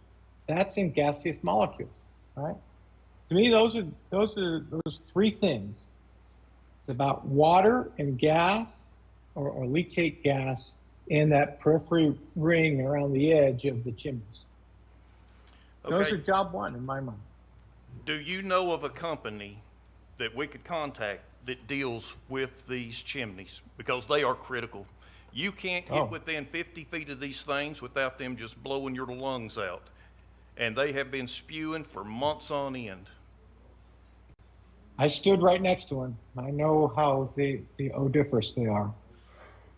There's not a specialty contractor I know that deals in chimneys, but I mean, there's a lot of people who deal with geosynthetics. That's the materials, the engineering materials that we use for lighting systems and building seals. I mean, there's a whole plethora of those. And, there's are really good people that we can bring to bear on that problem. Contractors who can come in and implement that. We've got to get the design detail for that thought through. And that's a lot of people can build things, but you've got to get that design detail thought through so we know it's going to work. What we don't want to do is go in and try something around the periphery thinking it's going to work that, well, maybe if we thought about it a little bit longer, we would have done it differently. So I can't tell you how important that is to kind of be deliberate. Because we don't want to do something and find out it still stinks like all get out, because we'll lose confidence in the community. You already have a confidence problem. That's clear in the community. And then two, whatever we do, we want to make sure that we don't make problems worse, right? I understand that. I was hoping that there would be a company out there that has dealt with this type of problem before with these chimneys, because I really don't want to start trying to recreate the wheel. Surely to God, this landfill is not the only one that's ever had chimneys spewing like that. So somebody out there has got to be in a position that can assist us and give us some insight on how to deal with these. However, if we have to reinvent the wheel, that is what we have to do. I would rather capture 25% of it and find out we can't capture 75% of it and keep building on the apparatus to capture more of it. But to just let them go unchecked, that we've done that way too long. We've got to get a handle on that. Okay, so I would really appreciate it. Kevin, let me just respond a little bit to that, because I think you make some good points. I don't think that you're reinventing the wheel. I mean, building seals. I mean, we've been sealing off things for my entire career. I spent my whole career building seals and wrappers on things. And there's lots of engineers who do that. So I don't think it's reinventing the wheel. It's just about going out there, looking at it, measuring things, and developing the right design detail, and then having a contractor put it in. It's not rocket science, but it needs to be done thoughtfully, and it does need to be done in short order.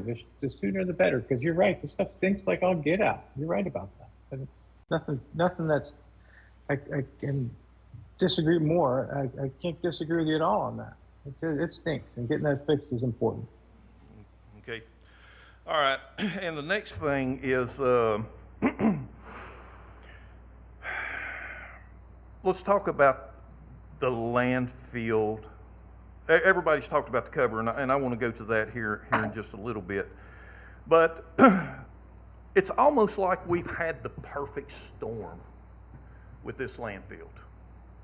3 years of record-breaking rain. Rain is a huge, huge problem in that landfill.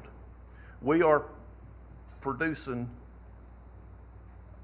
I heard the number at one time, and I can't recall what it is, but it is a massive amount of water that we are pulling out of that landfill. Oh, yeah. Friday, when I was up there, I found out that we have a 48-inch or 46-inch all the way around that landfill, that it was designed to shed off our water off of the landfill and go through the sides of the landfill walls through that 48 inches of bundles, bales, and different things that we have there. And that is where our water is supposed to go on this landfill. Our water can't go to the edge of the landfill in our current form of how we are operating that landfill. In order for it to go to those sides, we have got to be doing a dome build out in that landfill, and we're too flat. Do you agree with that? You know, I think the sidewall, the kind of directing of flow along these permeable sidewalls is, it's something that's on a drawing that's probably not likely working at all. I think at depth, that waste is cooked and soft and impermeable. I don't think you're getting any preferential flow along the sides to move liquid. I agree that the water is a huge problem. It's a hassle. I mean, and you got to treat every drop that comes on that site. Every drop in there's got to go into the leachate treatment system. I understand that. Yeah, but I don't think the dome is going to help. I think be prepared to pump leachate and treat it. I don't think it's going to get any better whether it's running down the side or running down the middle, to be honest with you. I think those days are over. Been over for a while. Okay. All right, now let's go to cover. That's been an issue. I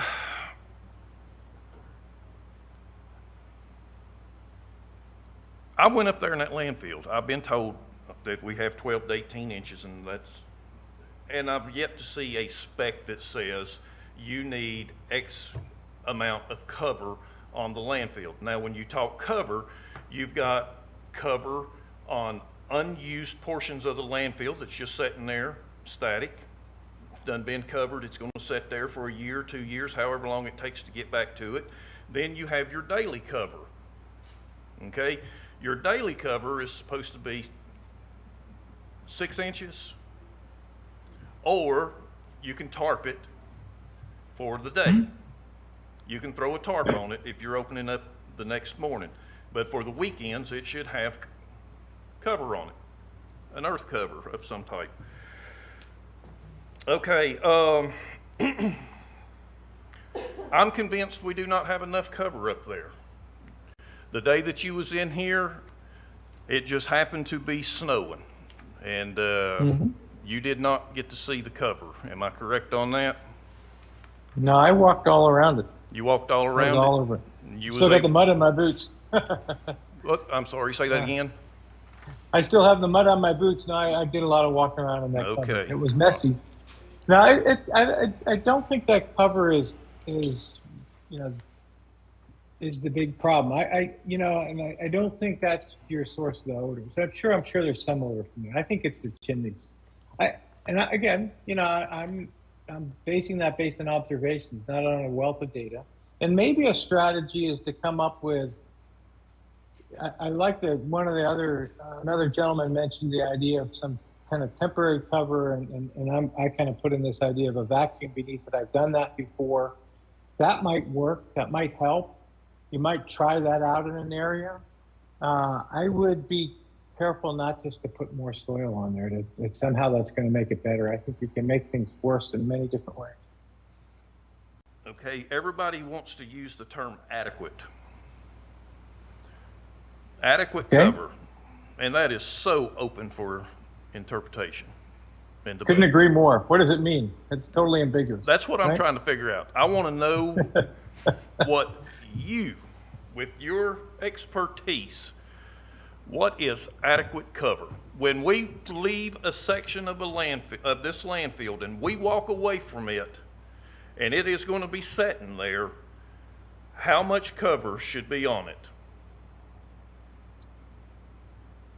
The idea of adequate cover, not the spec I wrote, by the way, but it comes from the idea of a landfill that's actually operating in a healthy way.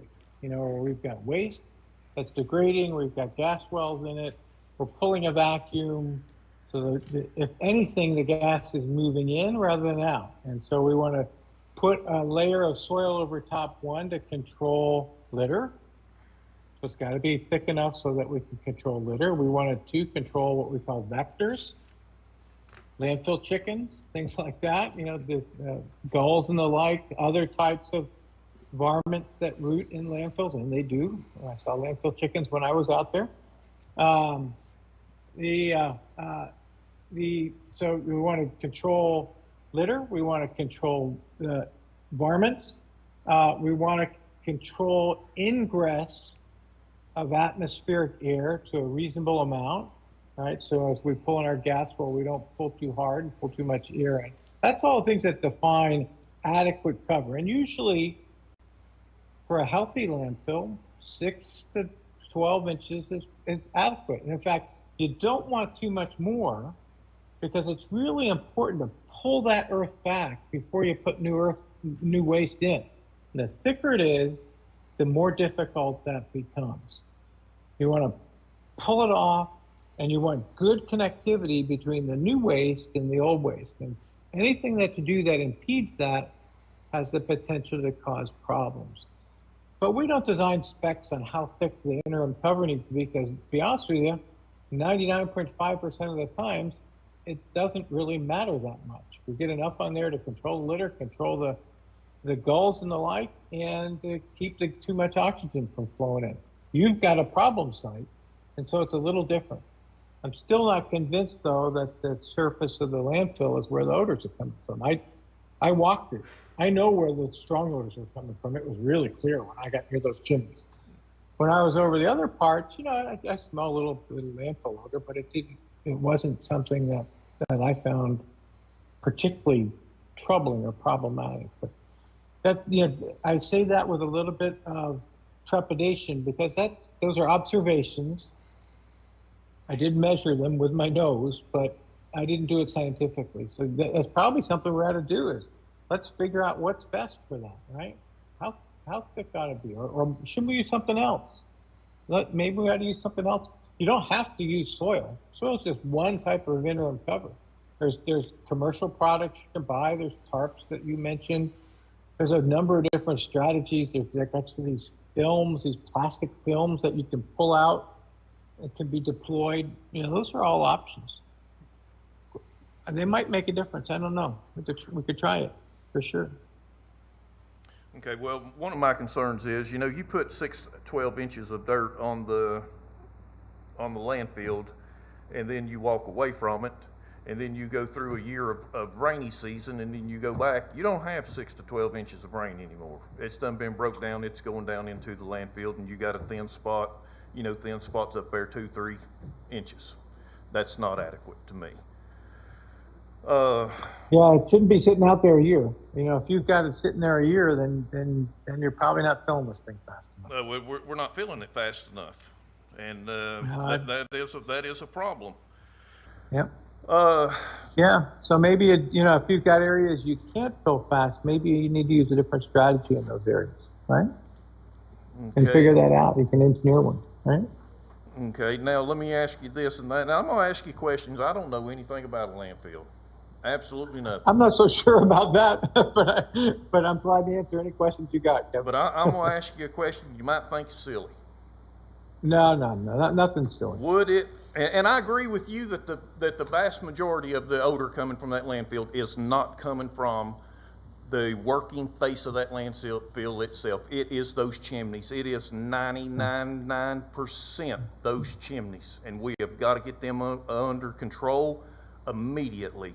But with that being said, would it benefit us whenever we're up there, because this landfill is not being filled up at a rate that one might think.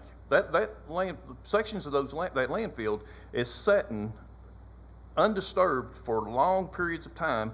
Would it benefit us to do something as simple as planting grass? I don't see how the grass would help. You don't think grass would help? No. Okay, because I'm sitting I mean, here you might thinking, get, one of the things you got with grass, and I've fiddled around with some of these ideas at another stinky landfill I've worked on, and I wanted to create these kind of natural absorptive, kind of almost like a filter, right? And a blade of grass is an organic surface, so it will tend to bind that odoriferous molecule to its surface, but you'll really quickly use up all what we call absorptive capacity, essentially the sites where the molecules stick. Use that up really quickly. So I'm not sure with grass that it will work. And I had tried this other idea with kind of a larger foliage, and it didn't work well either. And it was a little bit of a harebrained scheme, but I wanted to try it anyhow because I thought it was pretty cool. But lessons learned. But yeah, things that absorb the odors can help. Just whether they help enough, I don't know. Well, my thoughts on the grass was for multiple reasons. One, it would help on erosions, losing the soil. It would slow the rate of it being washed out into the landfill. Two, it would help us if we had grass and vegetation up there on these rains that we get, because water is a huge issue to our landfill. So every inch of the landfill that we have grass planted, there is water being absorbed into the vegetation that is not going to go into our landfill. So that's where my mind was going with that, because water's huge. We got to get rid of our water. We got to figure out how we're going to control this water. I mean, yeah, no, I agree. The water's an issue. the water Yeah, is a huge issue. Yeah. Well, some synthetic capping that's interim and temporary and retractable might be the solution. I think the grass, I've done a lot of work on hydrology of these systems. You're not going to get much management with the grass, and it could actually accelerate infiltration. But the point that you made of trying to think of ways to manage the water differently, are well worth looking at. And that's a good suggestion. Dr. Benson, I just had a quick question about, sorry, were you done? Well, since you started, go ahead, but I'm not done. Just a quick question about our gas collection system. Obviously, in the landfill, we have our wells. On the other end, we have our flare system, which we recently upgraded the existing flare, and we added a secondary flare. And then we also have this other company over there called Ingenco that uses and converts it to electricity. And they go back and forth. Sometimes, a lot of times it's Ingenco, sometimes it's the flare system. Do you have any thoughts on that, such as, is that okay? The distance that we're transporting the gas from the landfill over to Ingenco or to the flare. Any thoughts on that setup? Well, I don't think transporting it's a significant problem. We do that pretty regularly and without much, problem. And your distance is actually pretty short at your site. But the issue that is a problem is, one, as the landfill gas quality is going to diminish, and as the temperatures, the warm zone within the landfill expands, and if we don't manage that soon, and that you can't run landfill gas to energy engines on poor quality gas. It just doesn't work, right? And so the flare may become more important over time than Ingenco's facility, and you may actually have to supplement it with natural gas, potentially, or something like propane, so you can get good combustion, because the methane quality may be too low. What you got works, but as you add gas wells, you have to think about, your point is this the right system? What's the best system to have with the gas volumes that we want to pull out with more wells? I don't have any answer to that off the top of my head. What you have works, and the technology's there, but you may need to adjust it for more gas and poor quality gas as you go forward. Really important to combust that gas. Whether it's in an engine or in a flare, when you combust it, you knock out those. You're essentially breaking those odoriferous molecules up in the flame, right? You're just breaking them into tiny little pieces, and you remove the odor. So some way of combusting it is going to be important. There was one other thing I was going to say on that, but I can't remember. Sorry. If I remember, I'll No, I bring it up appreciate again. the answer, because that was kind of what I was leading to. Going forward, do we need more flare or less flare? do we need, would it be better if it's burning, 24/7 as opposed to the current system now with Ingenco?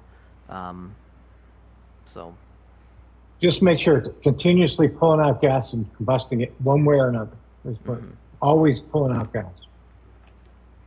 Definitely. Okay, another question I have is your benzene water.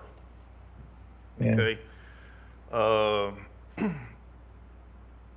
How do landfills typically deal with that? Do they have ponds? Do they have holding tanks? How does other landfills deal with benzene water? Well, it depends where the benzene is. Benzene and leachate, you treat with the rest of the I'm leachate sorry. treatment I'm system. sorry. I misspoke. I want to talk about leachate water, not benzene. I'm sorry. I want to talk about leachate water. How do you treat How it? do landfills Yeah. deal with the leachate water? Yeah, you manage that with conventional wastewater treatment, like your sewage. It's the same type of system. Same type of processes. Use mechanical and biological processes. Just like go to your wastewater treatment plant, and I think you have one in your community. Community I lived in, we all had septic, so we didn't have that. But what you treat leachate at a wastewater treatment plant, just like you would treat sewage. Yeah, okay. Well, that is what we have been doing, but now we're at levels that is not acceptable for the wastewater treatment plant. So we have. That's a problem. That's a problem. That's a problem. And whether we face it today or 12 months from now, it's going to be a real problem 12 months from now. So do you know of any other ways to deal with leachate water other than sending it through to your treatment plants? Well, what happens sometimes, and if they stop accepting your leachate, then you got a lot of problems, because you got a lot of it, and you got to manage it every single day. Or you can, pre-treatment plants are engineered frequently to essentially process the leachate to an acceptable level for what we call a POTW, publicly owned treatment works, your wastewater treatment plant. So you can build in a preliminary treatment system. That's a big CapEx, right? To do that. And I hope you don't have to get down that path. There's some things too that maybe you might be able to do with aeration and things like that, that would get it to a level that would be acceptable to the treatment plant operator. I imagine, and I don't know what criteria you might be exceeding, but the BOD and the COD in these systems, that's two things that treatment plant operators look at are going to be high, because it's that cooker I talked about. It's just generating that hot, juicy stuff, and you got to treat it, and it's strong. So pre-treatment's an option. There's some less expensive and more expensive systems, and there's sites I work with right now. They spent $25 million building a pre-treatment system. I don't think you want to go down that path unless you have to. Okay. The reason why I'm asking that is because the amount of water we have in this landfill that's being contaminated, all the rainwater that we're having that's being contaminated, once it hits our landfill, it's leachate water. Yep. Regardless if we have a membrane on top of the ground. I've done talked to DEQ about this. Even if we capture it with a membrane on top of the ground, it is still leachate water. Yeah. But it's not contaminated. So my thought is to keep this water from getting into the landfill and becoming true leachate water, is it possible for us to design pools in that landfill of all the non-working surfaces and pump that rainwater out into our leachate pipes, that when they go through our pipes and end up in Bluff City at the water treatment plant, the level of benzene in that water is a fraction of what it is letting it go through the way that it's doing now, the natural flow of that landfill. Once we dilute it with rainwater, when it gets down to Bluff City, the parts per million are going to be decreased greatly. What do you think about that? It might work. You know, if it's benzene that you're talking about, I think there's a lot simpler ways of doing it. I wouldn't manage benzene with a complex dilution system. I just airstrip it, right? You know, which means I bubble air through it and I collect the off gas with activated carbon, and the the benzene sticks on the carbon. That would be probably a much simpler and more cost-effective technique. If it's just benzene, you know, if it's BOD and COD, then it gets more complicated, and then the dilution may be more sensible. But you know, the dilution problems, you know, if you want to collect it, store it, pump it, I don't know. It might, you know, that might be, you know, a $10 million solution. I don't know, and you got to wonder whether it's going to do much. You already got a lot of water. We got a lot of water. The water problem. You've got enough wetness in the site that more wetness is not going to influence the heat to a whole lot. But what it is going to do is just, the more water you got, the more leachate you got to treat, and that's expensive. So finding ways to do that effectively could be helpful. Well, the thing is, the water that we deal with today, the people sitting up here 5 years from now is not going to have to deal with the same water. So if we can deal with our surface water today, it will help out years down the road. Because the water we're dealing with today and everything, it's years old. It's not last week's rain. Maybe, I don't know, right? We don't know that for a fact, right? The leachate, it might be from 2 weeks ago. We don't have facts on that, right? All right, go ahead. I just wanted to kind of follow up. I know Councilman Wingard kind of asked the question. You touched on it a little bit, but then you went down a different road. But talk about the benzene in the water. I know that's an issue for many in the community, and you want to address that? Yeah, and there's kind of two issues of the benzene. You know, there's benzene and leachate, which happens all the time, right? In landfill leachate, and we manage it as part of the broader treatment process. And then there's benzene potentially in groundwater. That's another issue altogether. And where that's coming from has not been figured out. Might be the landfill. It might be one of the adjacent unlined landfills. That's a equally likely scenario. It might be from a spill from something that we don't know. I mean, I think that's something that, one, first you got to figure out where it's coming from, and then two, then you, once you figure out where it's coming from, then you can figure out a way to manage it. Once you get the water that's got the benzene in it in a pipe or something, you know, like if it's groundwater and you got benzene in it, you can strip that benzene pretty easily, you know, because the benzene doesn't like being in water. It would rather be in the air or on some organic substrate. So if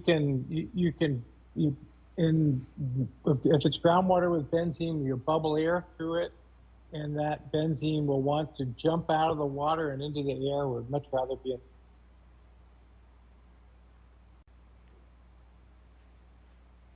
Not with ones that they're dissimilar to.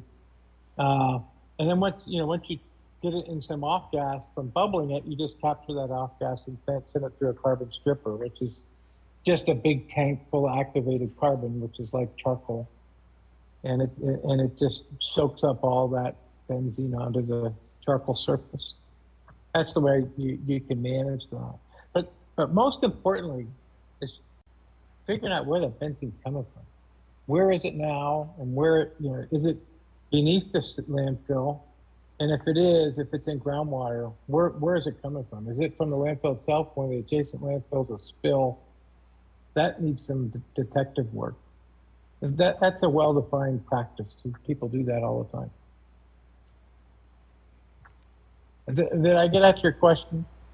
I hope so. Yeah, I think so. Like I say, I know that's an issue of concern for a lot of people about the benzene. So I wanted you to address that while you was talking about the water and treating it and stuff to do that specifically. Dr. And it Benson. should be a concern. The benzene should be a concern because you don't want to be drinking water with benzene, right? Dr. Benson, I have one more question for you. Please. I know we've talked about outside the box ideas, and the only bad question is a question that's unasked. So there have been suggestions periodically that I've seen and I've received, rather than filling up the landfill and capping it at that point, going hard in the other direction and just emptying it and relocating the trash, and completely emptying it. What is the feasibility of that? And I assume the cost would be immense, but what is the feasibility of that, and would that necessarily fix all of our problems? Well, certainly if you cleaned it all out, you dug everything out and cleaned it up, that'd eliminate the problem. The odor problem, it'll eliminate the contamination issues. It's going to be enormously expensive, really expensive. That's what gets you into the $100 million tag, right? Maybe more. I mean, I'm just throwing out a number, but when you start doing big projects like that, excavating waste that has to go somewhere else, and you got to haul it somewhere else, and you got to get somebody to accept it at a fee that they're willing to take it at, it gets expensive. But it is a strategy that would take care of things, at least associated with the landfill, forever. You're still gonna have another problem, and that's this big pit full of water, right? But maybe that's not such a big problem if you get it all cleaned up. But it's a tall order, really tall order. The other point I think you mentioned, I think is a good one. We should look at all the ideas. Don't want to reject anything out of hand. We have ideas, we ought to look at them, we ought to analyze them using the accepted principles, the things that we know work, and based on those principles, is this a good idea or not, right? And base it based on our good science and engineering. And I kind of took that from one of the things that you remarked about, and I appreciate your comments in that regard. Now, I know that's probably not what you intended, but it made me think we got to look at every possible solution and analyze them carefully, and then pick and choose the ones that make good sense, right? Dr. Benson, just to ask, for the sake of asking, I know you spent some time in Bristol, here in our community. Our citizens here, we've been experiencing this landfill gas in our community, in our homes, for a little over a year. What do you think is realistic to be able to tell people in Bristol, when us in Bristol will be able to really see some relief with what we've done so far and what's coming in the future? What are your thoughts on that? Timeline, you mean? Yes. Yeah. Well, I'll give you a guesstimate, but I would say it's end of next summer. I'm sorry, I Maybe didn't hear you. I would say end of next summer. And we get things designed, construction mobilized, get things built. Maybe it's earlier than that, but conservatively, end of next summer before you get relief. Be my intuition. It's just so hard to get anything done right now. You want to order something on some plumbing I was going to do with my home, and I couldn't. You can't get parts for anything. It's just hard to do anything right now. Things move slow, so you got to be prepared for that, I guess. Just being honest.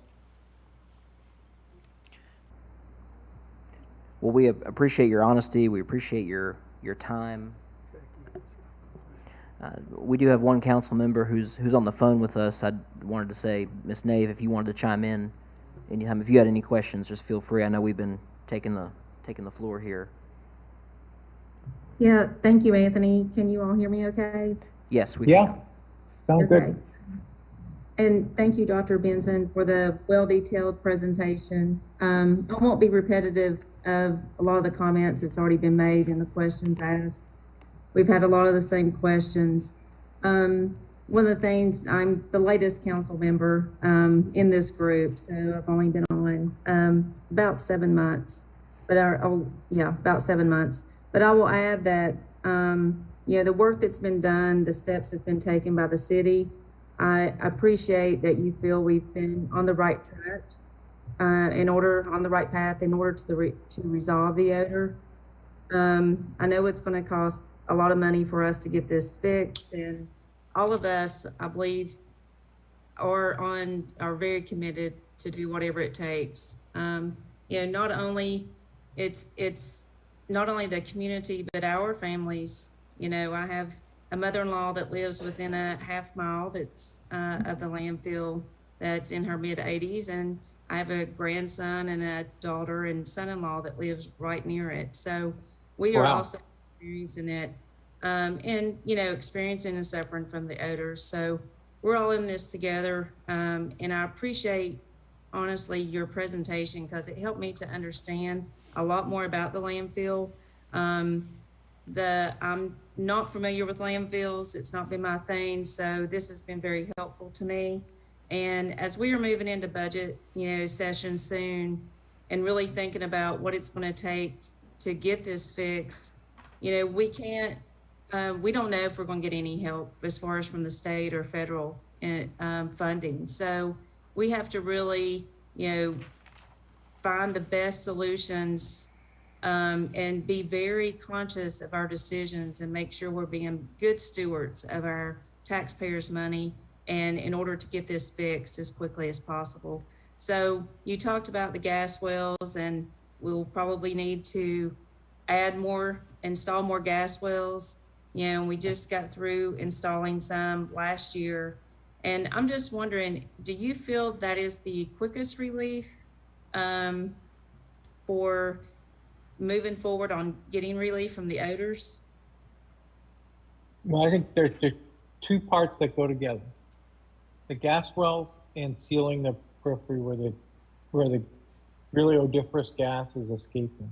So seal it around the edge and then pull vacuum inside, which wants to draw the odors to the well as opposed to the odors being able to be released. Those two things. And the well, both the gas and liquid, not only is it pulling the odors out, but even more importantly, it's pulling the energy out. And it's that energy in the system that's causing the cooking, right? And the more energy you can pull out, that's going to be helpful. But just to knock out the odors, got to get those chimneys sealed off. They just got to be sealed off. And then you got to have some vacuum to be able to keep the gas moving to the wells and not to the periphery. So I think of both of those pieces simultaneously. Okay, thank you for that. I had some other questions, but you covered them in the presentation. So thank you. Yeah, thank you. I appreciate people who take the initiative to be part of city government. I've done that myself, and I know it's often a thankless job, but it's an important one if you're a steward of your community. So I appreciate everybody with all the thoughtful questions you had for me tonight.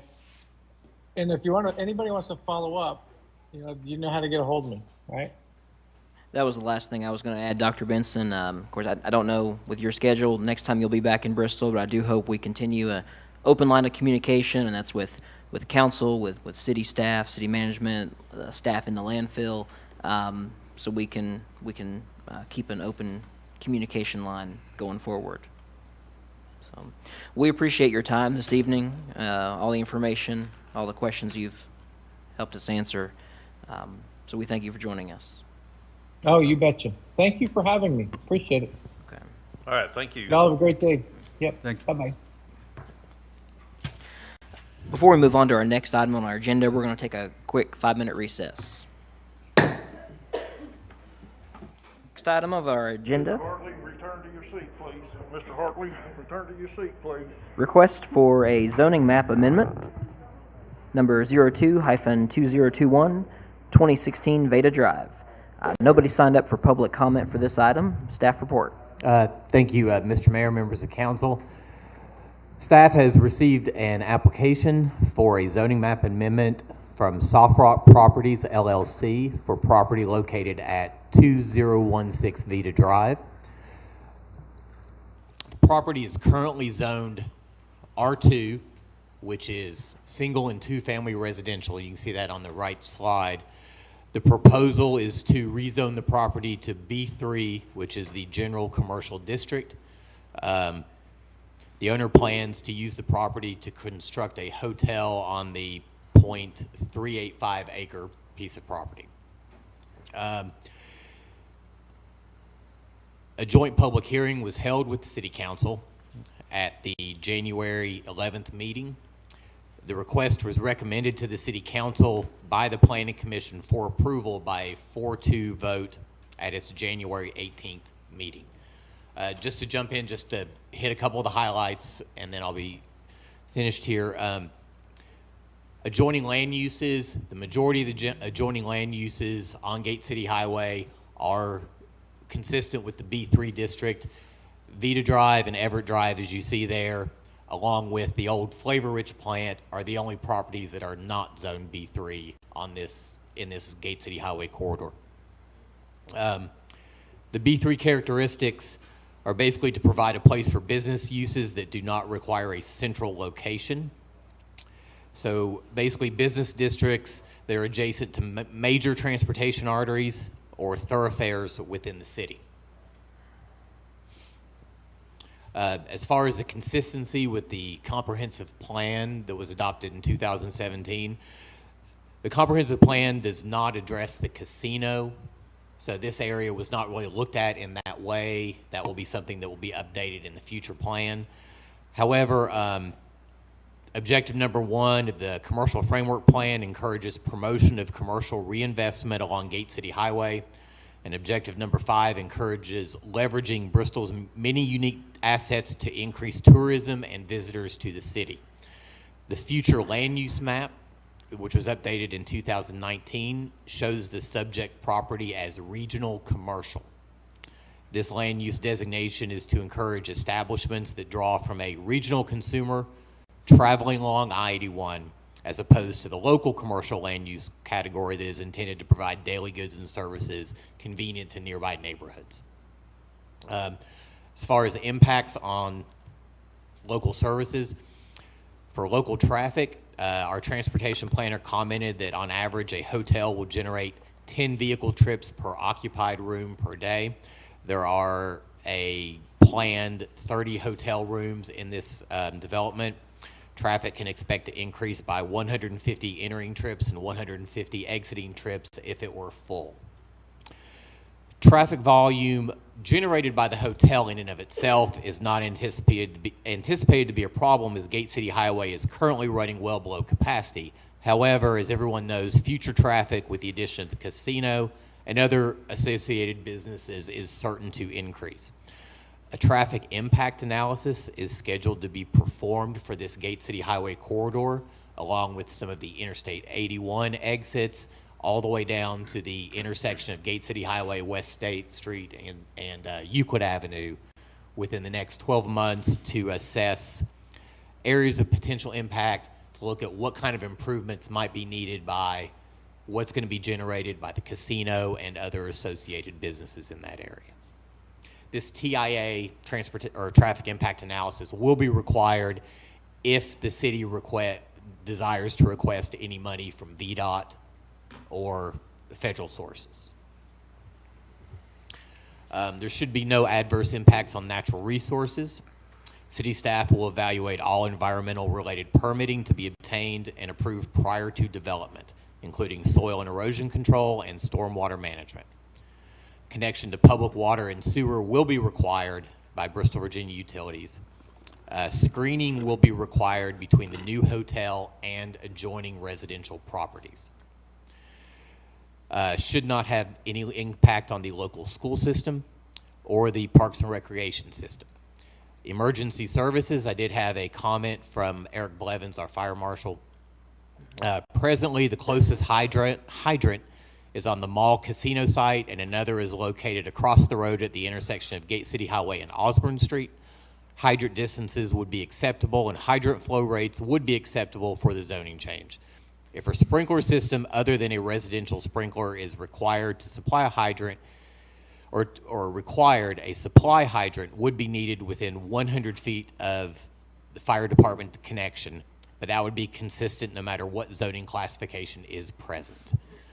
As this is a corner lot at the start of an area with multiple businesses on both sides of the street, the road access would be acceptable and the zoning change would be acceptable.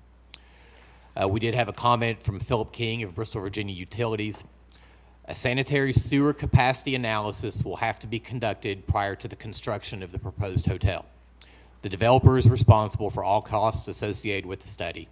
The developer will be responsible for the costs associated with any upgrades to the water, wastewater, and electric system infrastructure needed to serve the proposed development. Public transit, there should be no impact on public transit at this time. However, it is possible that a future route will run in this area. Should have a negligible impact on the provision of other government services. Garbage collection will be addressed during the site plan review process. No comments were offered from the police. Neither the city engineer nor the building official had any comments except that the city will have to keep in mind access management and entrance locations as development progresses. I just do want you to look at one slide. This was the site plan that was, or for rezoning, that was submitted with the application that shows the location of the hotel. To the top of this picture is Veda Drive, and to the right is Gate City Highway. There had been a question about whether or not if Gate City Highway needed to be widened as a result of what was determined during the traffic impact analysis, or if we needed to put an additional right turn lane into the casino property. So the applicant did submit a new kind of drawing here showing that if they did add an additional 12 feet, if we had to put in a turn lane there to the right going into the mall property, there would still be room for the hotel. They would have to eliminate some landscaping between the road and the parking lot, but there would still be sufficient room for a 12-foot additional lane. Whether or not that will be the final recommendation of the traffic impact analysis is unknown at this time, but it does stand to reason that we would see something like that. Okay. Based on the information presented in this report, staff recommends approval of the request for a zoning amendment by the City Council. Okay. Thank you, Jay. What's the pleasure of the council? I move for approval of the rezoning amendment.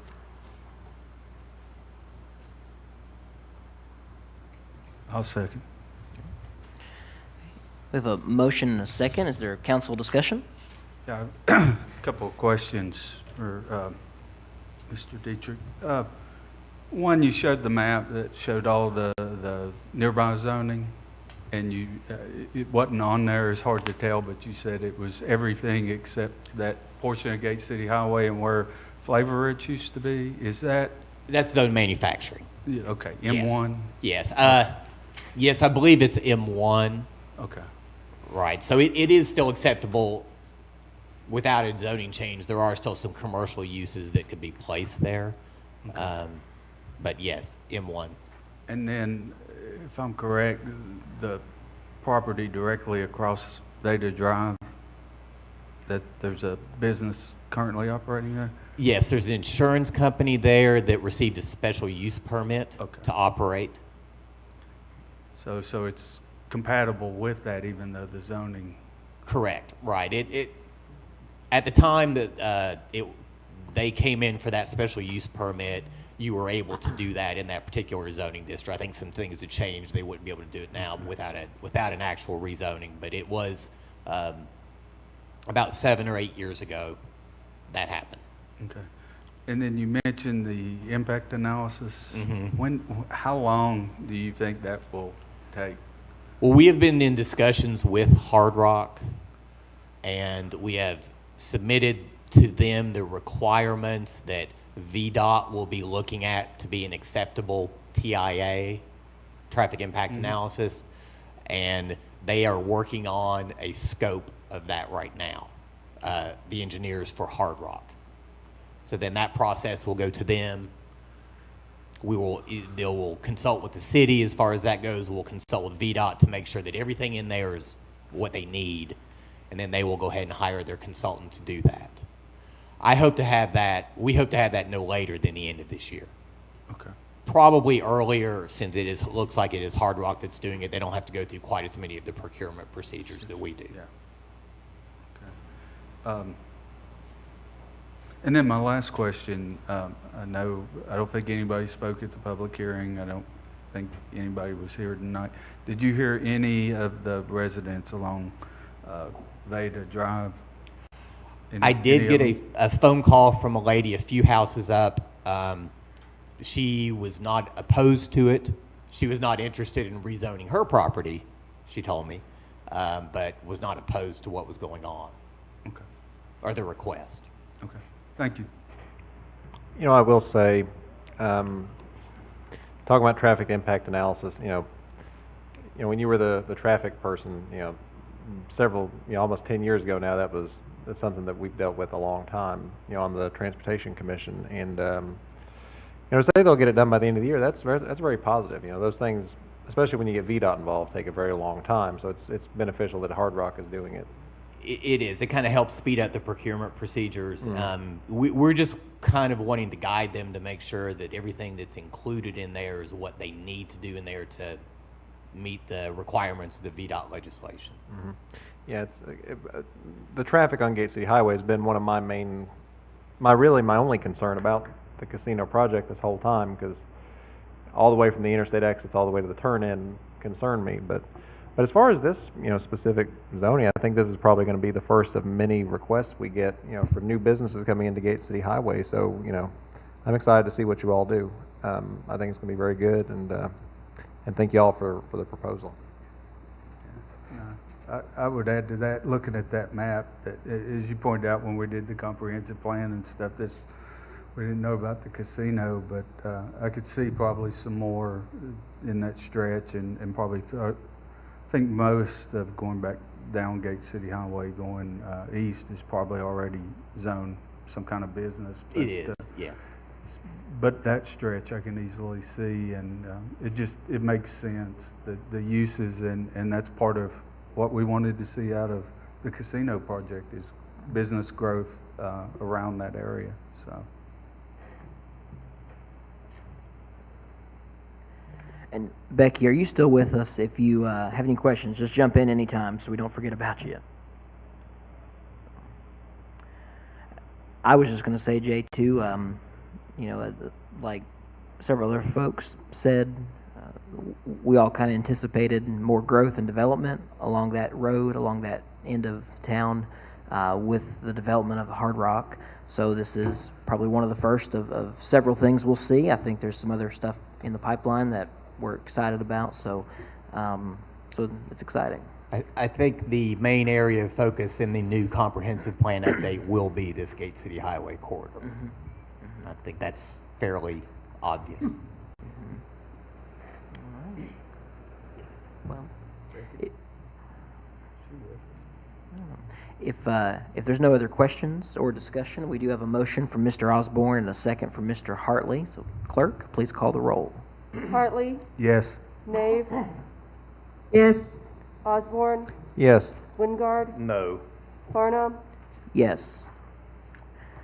The next item is ordinance to update City Code Section 50-242 definitions and Section 50-32 parentheses 3 permitted uses in a B3 district. Nobody signed up for public comment for this item. Staff report. Thank you again, Mr. Mayor, members of council. So, at the direction of the Planning Commission, staff was, tasked to look at medical marijuana as it relates to land use in Bristol. And the request is to update, like you said, sections 50, 242 definitions and permitted uses in a B3 district to add definitions for cannabis dispensing facility and pharmaceutical processor and allow them by right in a B3 zoning district as long as they are located a minimum of 1,000 feet door to door from all schools and licensed daycare centers.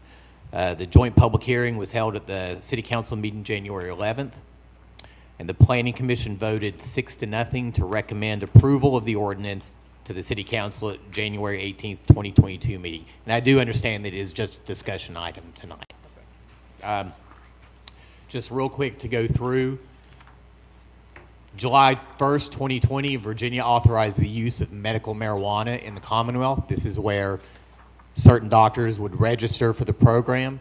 Residents of Virginia could obtain a prescription from that doctor. Then they would go to a cannabis dispensing facility, or a pharmaceutical processor, which are cannabis dispensing facilities. We had one in Bristol, which was Dharma Pharmaceuticals, that relocated to Abington. Virginia does allow one of these processors per health service district. This is a map of the health service districts. As you see, ours is Health Service Area 3. It is a very large area geographically. Not only does it encompass Southwest Virginia, Bristol, Abingdon, it also goes as far as Roanoke, Lynchburg, Danville. So there's a very large area here.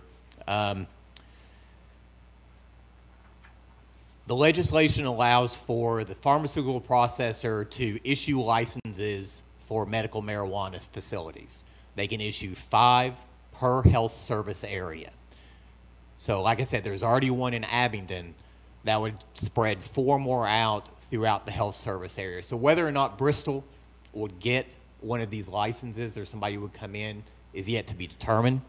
However, we kind of wanted to get ahead of this a little bit so we could figure out where would be the best locations for them, especially if, given the fact that recreational marijuana is scheduled to become a reality as early as 2024. If one of these medical marijuana facilities decide to convert and start doing recreational, we want to make sure they're in the right place to start with.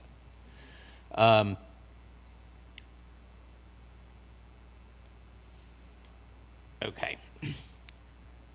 So basically, again, like I said, 5 per health service area.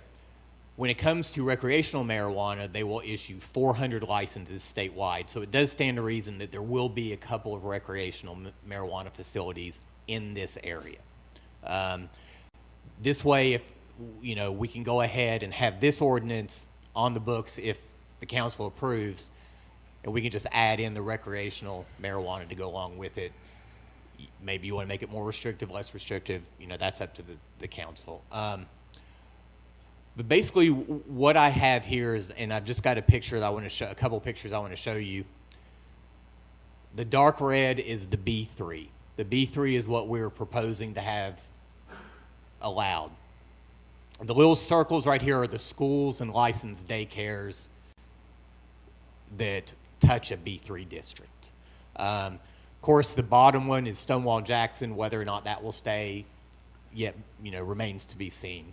But so basically anywhere in a B3 that is not within one of these circles, you would be able to have a medical marijuana dispensary.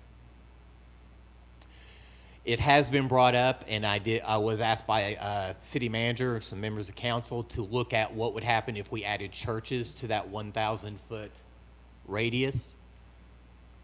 This right here are the churches that do fall within the B3 or that touch a B3 with a 1,000-foot radius. It takes out quite a lot of the area in the Gate City Highway area, also along Euclid and State. There's still quite a bit of area in the Exit 5 Falls area and some around Exit 7. If you put the schools, daycares, and churches together, that's kind of the map you would get. But the proposal that came from the Planning Commission and staff was just for schools and daycare center, licensed daycare centers. And that would be a door-to-door, not necessarily a property line to property line. Sometimes you have a large development that is actually only on one lot. And you might have over 1,000 feet from one side of it to the other.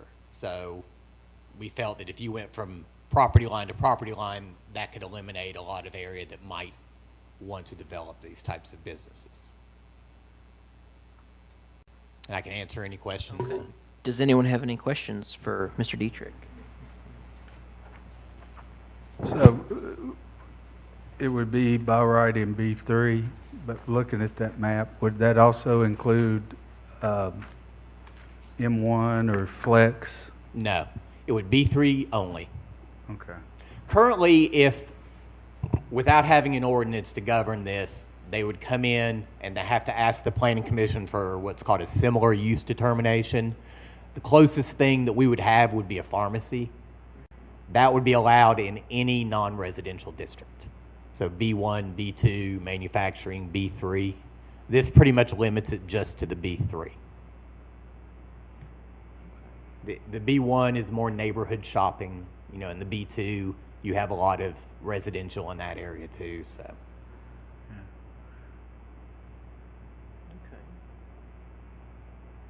So just a discussion item tonight, no action, no formal vote. Correct, and if there are any other, you know, comments or questions before we bring it up for a final vote, I'll be happy to address anything that the council or any other members of staff might have. Any update or potential update on what's going on right now in Richmond? I have not heard anything specific, no. I know there had been talk of moving it up a little quicker, but again, that's just talk. So I until I see something definite, kind of want to, you know, reserve my comments. Council, this is Randy. I believe Jay is correct. I don't think there's anything that has been set in stone that it's going to move up any sooner, but I would anticipate, based on the direction that it's been heading, that it would probably be moved up sooner rather than later.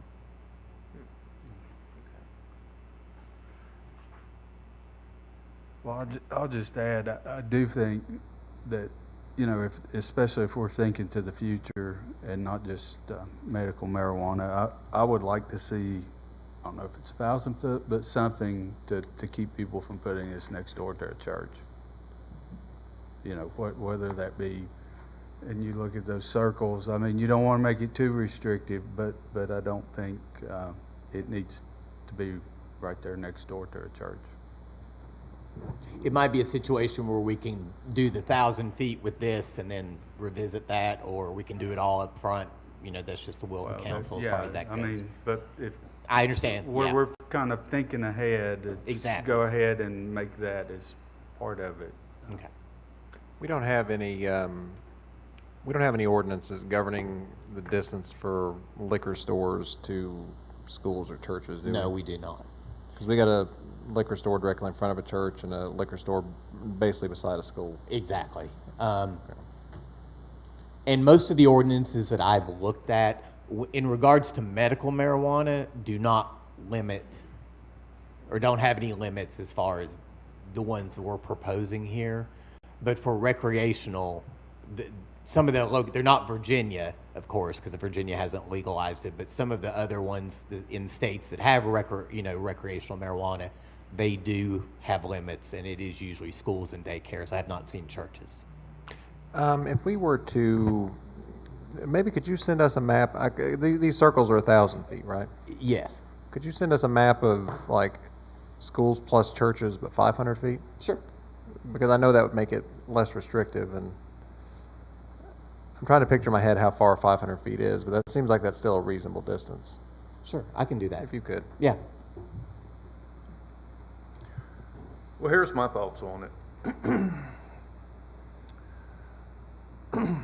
You know, the country has seen fit to make it legal. We're moving in that direction. And, you know, if you get too restrictive on it, then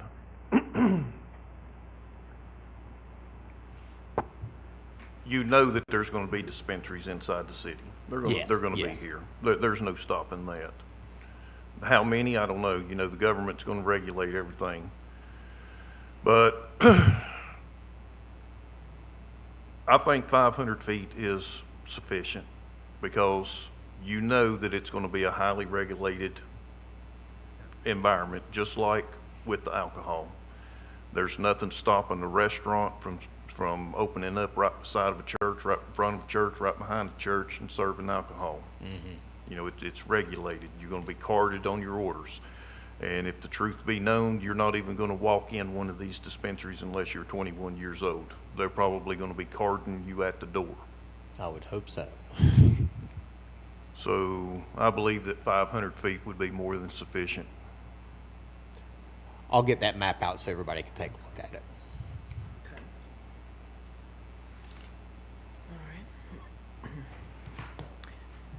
Any other questions or discussions? No action. No. Okay. Thank you, Jay. If there's no further discussion, we'll move on. The next item of our agenda is approval of extension of closing date from February 8th, 2022 to March 17th, 2022 for tax map numbers 190-1-112, 190-11-113, 190-11-14, and a portion of 190A4. No one signed up for public comment for this item. Mr. Eads, staff report. Yeah, sure, Council. On almost a year ago, April 27th of 2021, Council adopted a resolution to sell and convey its rights to certain lots on the property, formerly known as the Pepsi property, and those tax map numbers that you just mentioned, Mayor. We have amended the previous agreement before to give an extension, one extension before. They're needing another extension as well. I would expect the property would be closed sometime on or before March 17th. All right, thank you, Mr. Eads. What's the pleasure of the council? I move for approval of the extension of the closing date from February 8th, 2022 to March 17th, 2022. I'll second. Okay. Is there council discussion? Does the 17th, do you think that's ample time rather than, I think this is the second time we've extended this. If you don't think they can get it done, I would rather. Based on the conversation from the buyer, I believe that's ample time. That was their timeline. They said they could have it done by. Okay. I was just going to say, I'd rather than come back to us again, I'd rather give them a couple extra weeks. But if you're fine with that, then that's fine with me.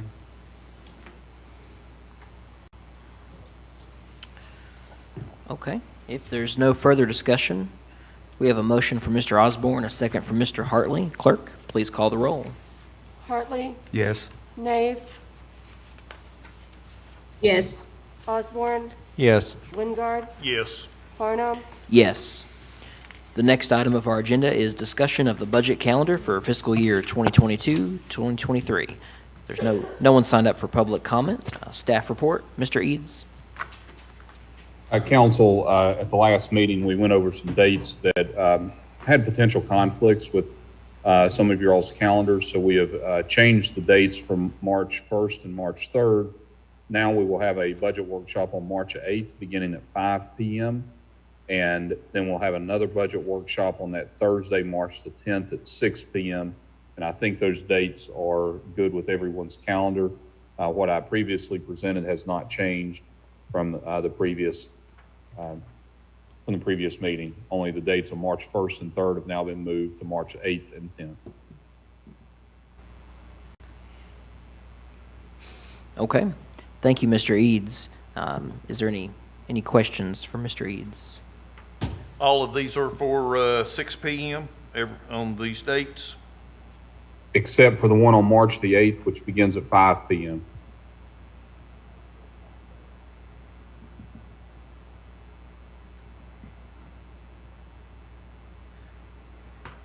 good with it. Okay. All right. Thank you, Mr. Eads. The next item is approval for leave for employees impacted by COVID-19. No one signed up for public comment. Staff report. Council, before you, I have put together a draft proposal for COVID leave. Now, the proposal that was in the agenda was drafted in December prior to the CDC changing the guidelines on when someone could return to work or remove themselves from isolation. In December, it was requiring 10 days of isolation prior to returning to work, and now they have shortened that to 5 days. Based on the comments that I received in December and based on the comments we've had since that time, 104 hours is probably a little excessive based on current guideline situations. However, I have talked to you all about instances within the city where employees are potentially working potentially not getting paid simply because they've ran out of sick or vacation time for various reasons. And, I think it would be beneficial to employees if we had some sort of COVID leave policy. We've talked about having a sunset provision that it would sunset on June the 30th of 2022. We could revisit it in July to determine what is going on in the world at that time as it relates to the pandemic. And another thing, just to make sure that we could lessen any of the abuse. If an employee does take COVID leave, that they would have to produce a copy of a PCR test report from a physician's office that shows it is positive instead of just sending in a picture of a home test. So, if you want to take advantage of the COVID leave and you do have COVID, then you could present the Human Resources a copy of the positive test result from the physician's office. So I'm open to suggestions as to how we move forward. All right, thank you, Mr. Eads. Does anyone have any questions for Mr. Eads? I do.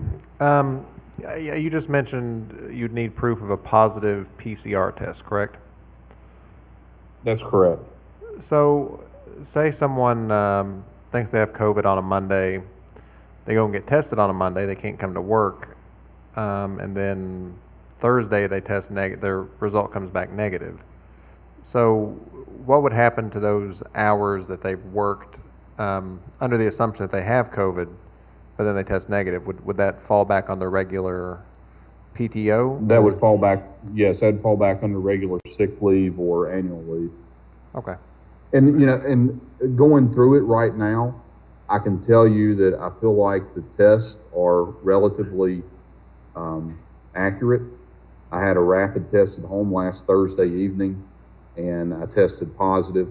And then I went to the physician's office on Friday, tested positive on one of their rapid tests, and I also had a PCR test done just to be on the safe side because my symptoms are not near as bad as what other people have experienced. And I didn't quite believe the rapid test, so I had a PCR test done as well, and it came back on Sunday evening positive as well. So, out of 3 tests, I hit 3 for 3. If I was playing baseball, that would be a heck of a ball game. So to clarify the answer you just gave, Mr. Osborne, it says here, number B, the employee is waiting the results of a test. They can use this leave. So if they take the test and they're out, according to this policy, they could use those hours of leave. Well, and this is where we need to change this. When this was put back on the agenda, I was not in the office to take a look at that, to see to see all those specifics. So, we can take a look at this and, try to revamp this policy tonight. I feel like based on conversations I've had with everybody, I believe most people believe that there should be some sort of COVID leave. I think the questions are, how much COVID leave should be granted? Should it sunset, and if so, when? And then if you do have a positive test, or if you don't know if you have a positive test, whether or not you could take COVID leave or not. I think those are the 3 main issues. Okay, I'm gonna chime in here, and I'm gonna make a motion that we, with everything that's being said and the way that I'm hearing all of this right here, I'm gonna make a motion that we table this until you can revise this policy, because it was written, and now things are changing. And when it comes back, I would like for it to come back as a discussion item instead of an approval. Right now, it's presented as approval we're sitting here talking about all these changes. So I'm gonna make a motion that we table this until it can be rewritten and reviewed and then come back as a discussion. I can second that. Do you want to have a specific date to bring it back for discussion? I don't care, he can have it on the agenda next meeting, but it needs to be written in the form that the policy is gonna be implemented, and we need to talk about it. Fine.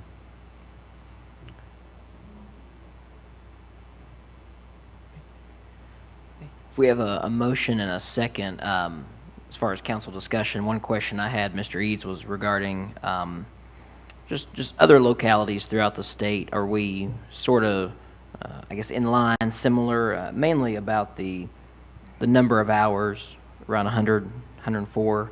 I don't know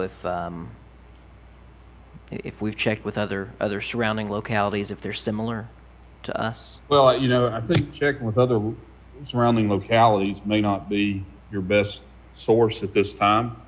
We're trying to be forward thinking here. We have an employee retention problem as it is. We have a problem recruiting employees. And Ms. Nave sent me a copy of the state's policy, which I forwarded to you all as well for you all to review. The state offers 40 hours of leave for COVID leave.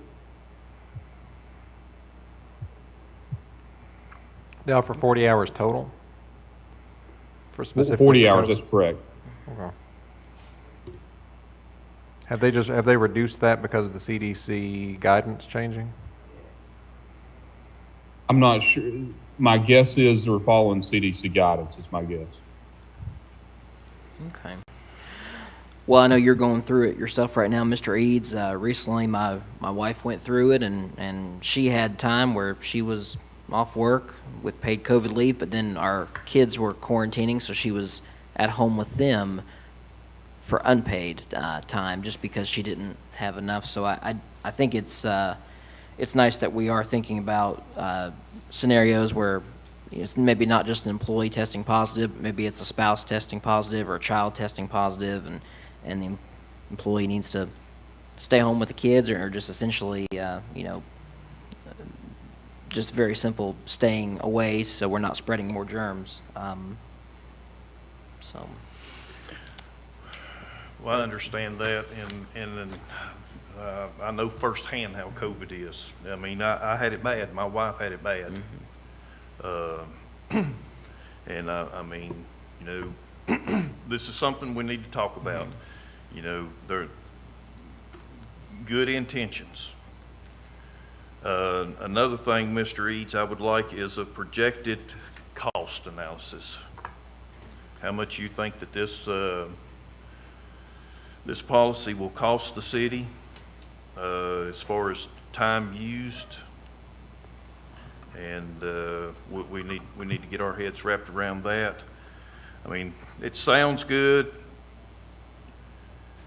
and everybody's got good intentions, but with everything this city does, we need to know what it's going to cost us as a city. I mean, the landfill,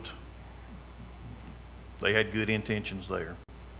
They had good intentions with the golf course. They had good intentions with the falls. And every step that we move forward with, we need to know what things are going to cost us or have some kind of idea.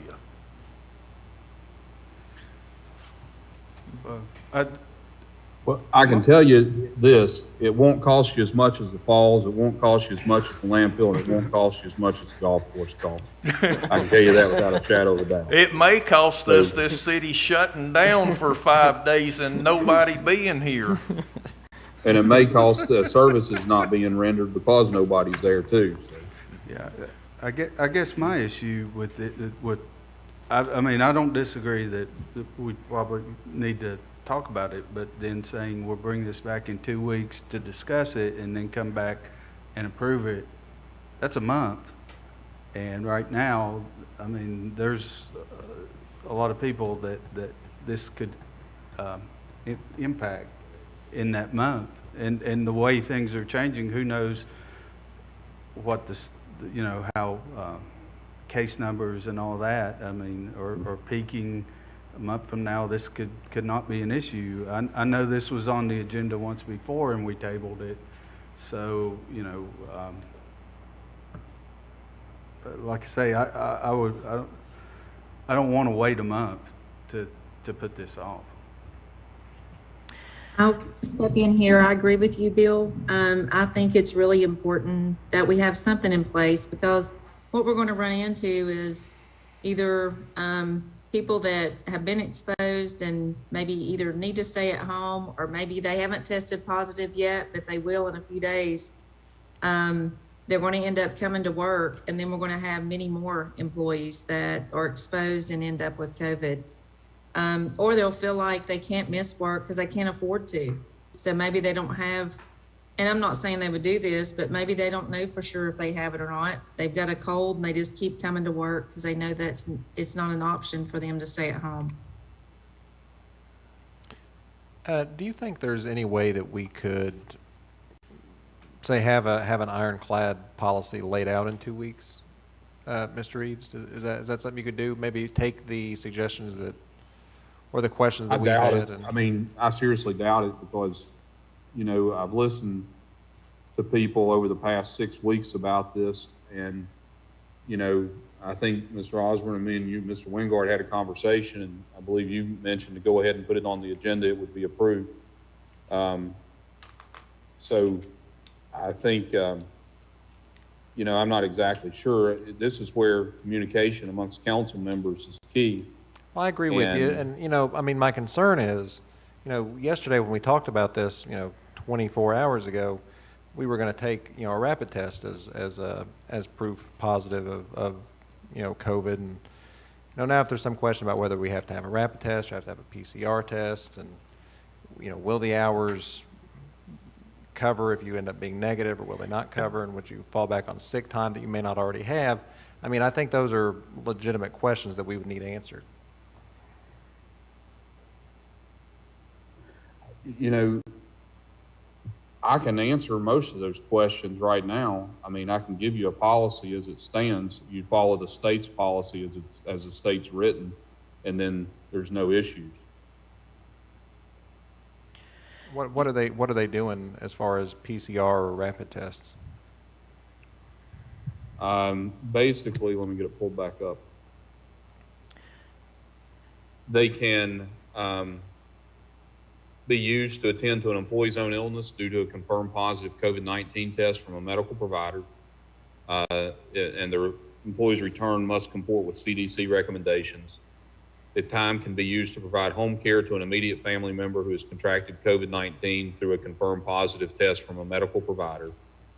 Up to 8 hours of the 40 hours may be used to obtain COVID-19 vaccine or booster, or to recover from the side effects resulting from obtaining a vaccine.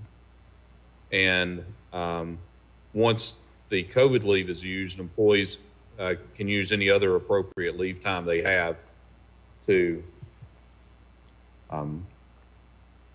cover any other time that they would miss from work. So basically, they're saying they have to have a medical documentation that they are COVID positive. You know, I'd like to point out, I have no moral objection to having this policy. I think it's a very good policy, but, you know, I think if we're going to do it, we need to really do it well, you know, and be on the forefront of handling this in a way that's good for our employees. So I just, you know, I'm concerned, you know, I think 104 hours is very generous. I think that's good, you know, but I'm just worried about the specifics of, you know, like that policy you just read to me. You can use 8 hours to recover from getting your shot or go get your shot, but then if you end up getting COVID, you only have 32 hours of COVID time to be on leave. which really is not enough time to recover from COVID, even to get you to the CDC minimum time frame, I think, right? Right.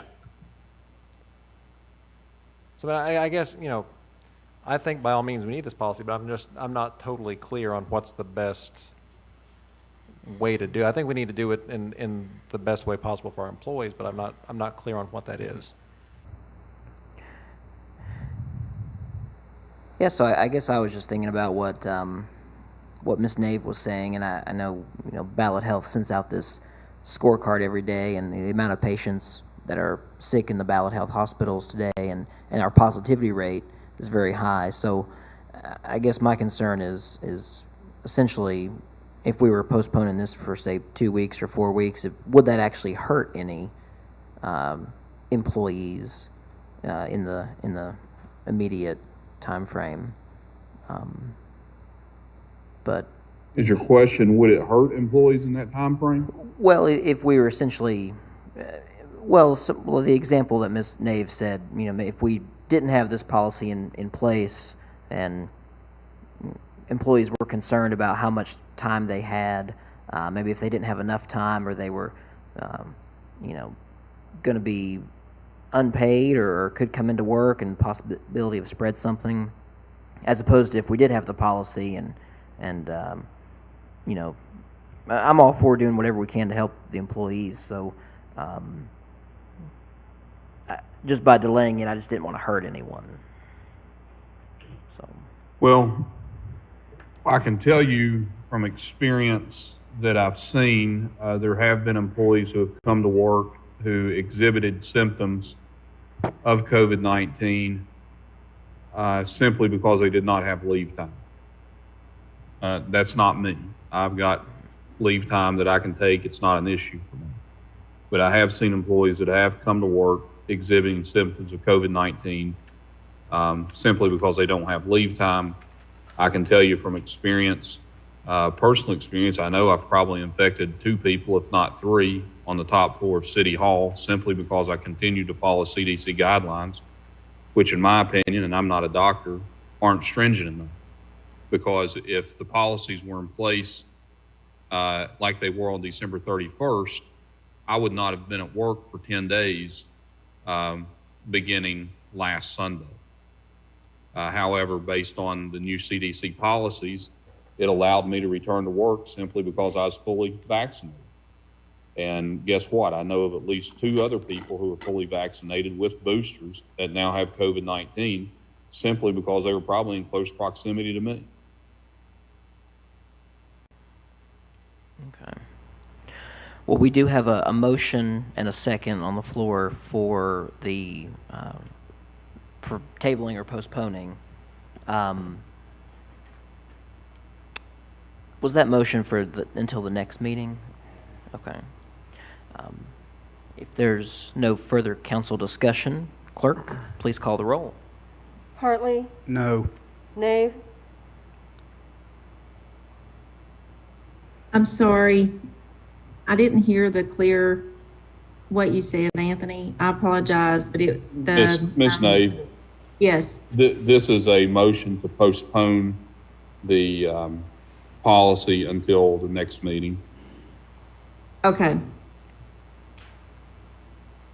Okay. No. So, So by voting no, I'm saying I would like to vote on it tonight. that's correct. Okay.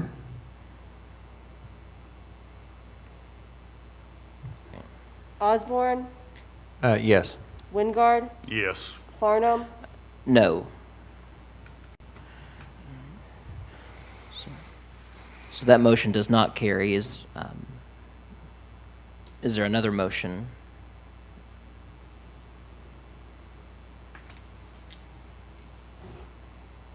Council, the easiest solution would be just to direct me to follow the state policy, and I can draft the state policy.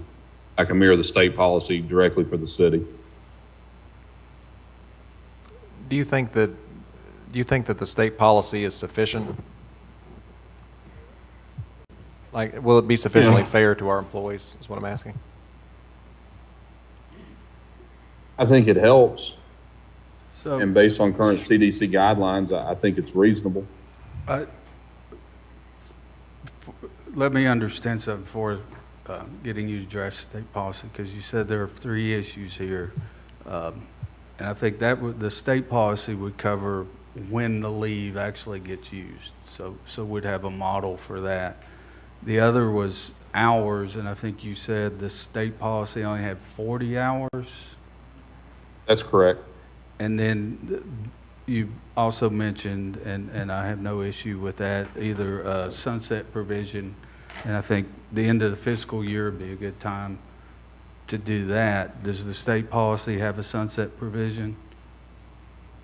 Let me get it pulled back up here real quick. I do not believe it does at this time.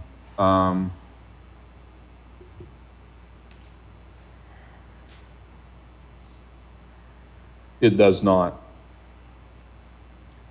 All right. And the state policy says 40 hours? State policy says 40 hours. I've sent a link to it to Mr. Christian, and he'll be able to put that up here for you all to review in just a second. Okay.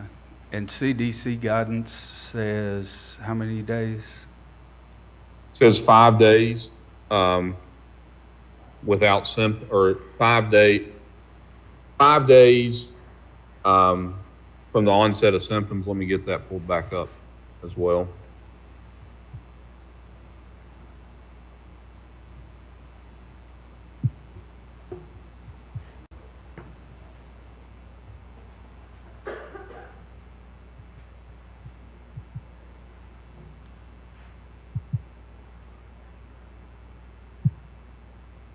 So CDC guidelines state people should isolate for 5 days, and if they are asymptomatic or their symptoms are resolving without a fever for 24 hours. So isolate for 5 days if they're asymptomatic or their symptoms are resolving. And then follow that by 5 days of wearing a mask when around others to minimize the risk of infecting people they encounter. That's for a fully vaccinated person. If you're unvaccinated, quarantine for 5 days, followed by strict mask use for 5 days. And, if you need to, you can quarantine up to 10 days if you're unvaccinated.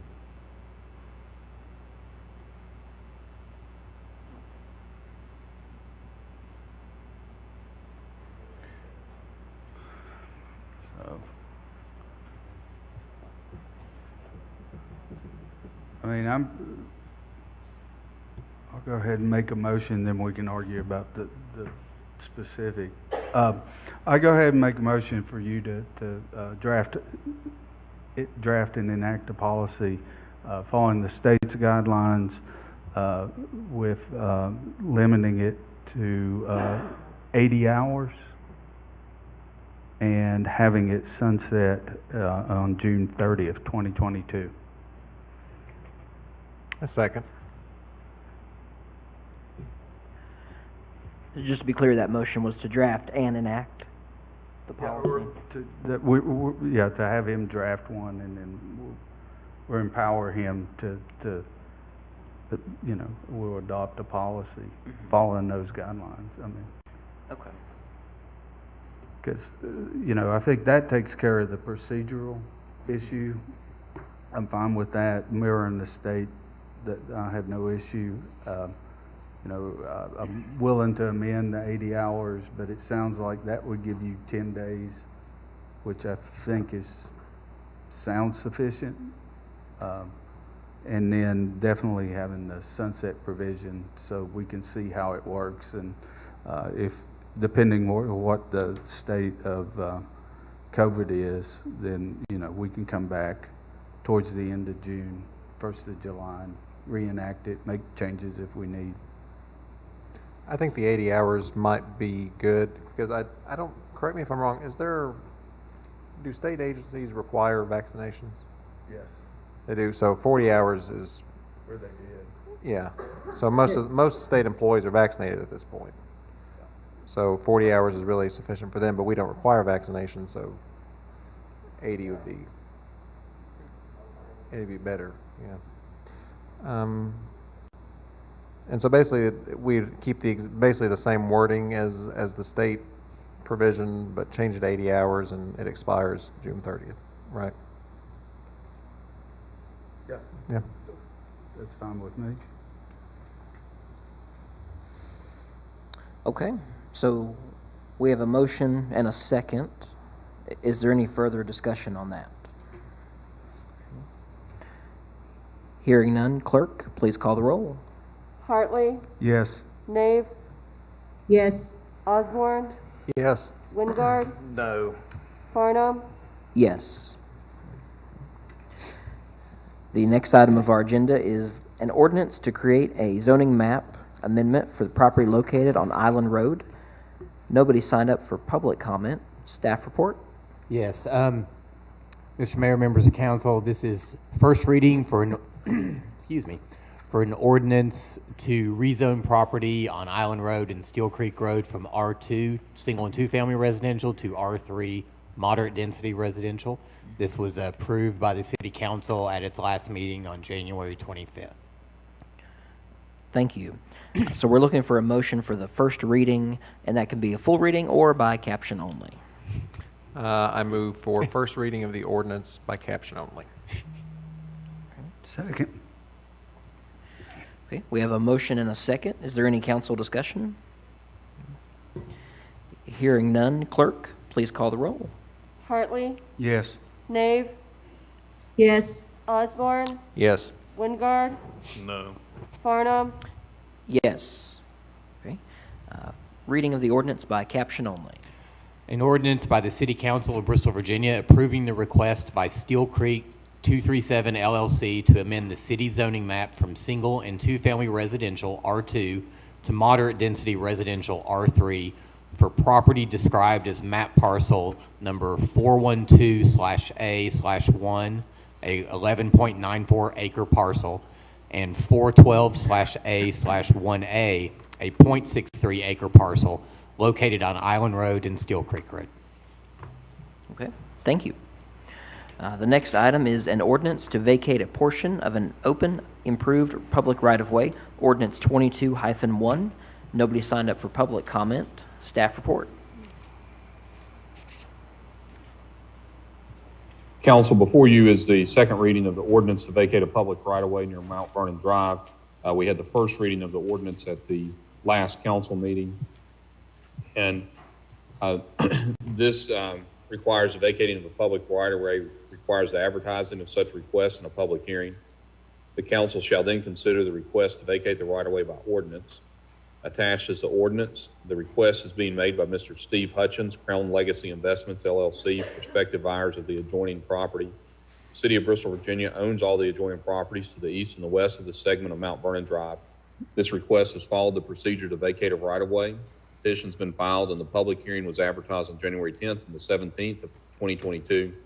The request has been circulated to other departments and to BVU. BVU requires a deeded utility easement to maintain access to the utilities within the existing right-of-way to be vacated. And they're attached are the copies of the petition, declaration of understanding, and a drawing showing the location of the request. And there is a copy of the ordinance for the second reading.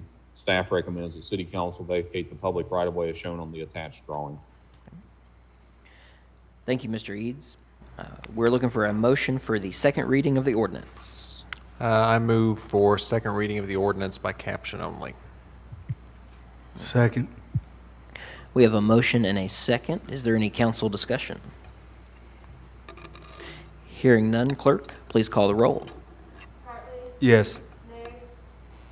Yes. Osborne, Yes. Wingard, Yes. Farnum, Yes.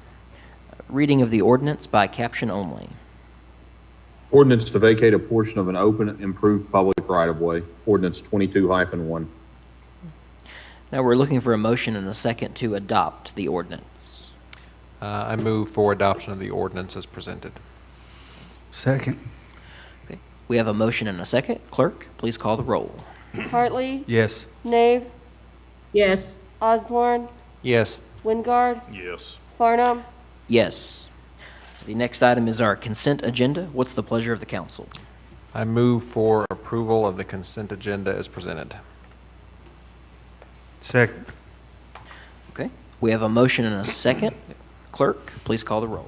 Hartley, Yes. Nave, Yes. Osborne, Yes. Wingard, Yes. Farnum. Yes. If there's no further business, we stand adjourned.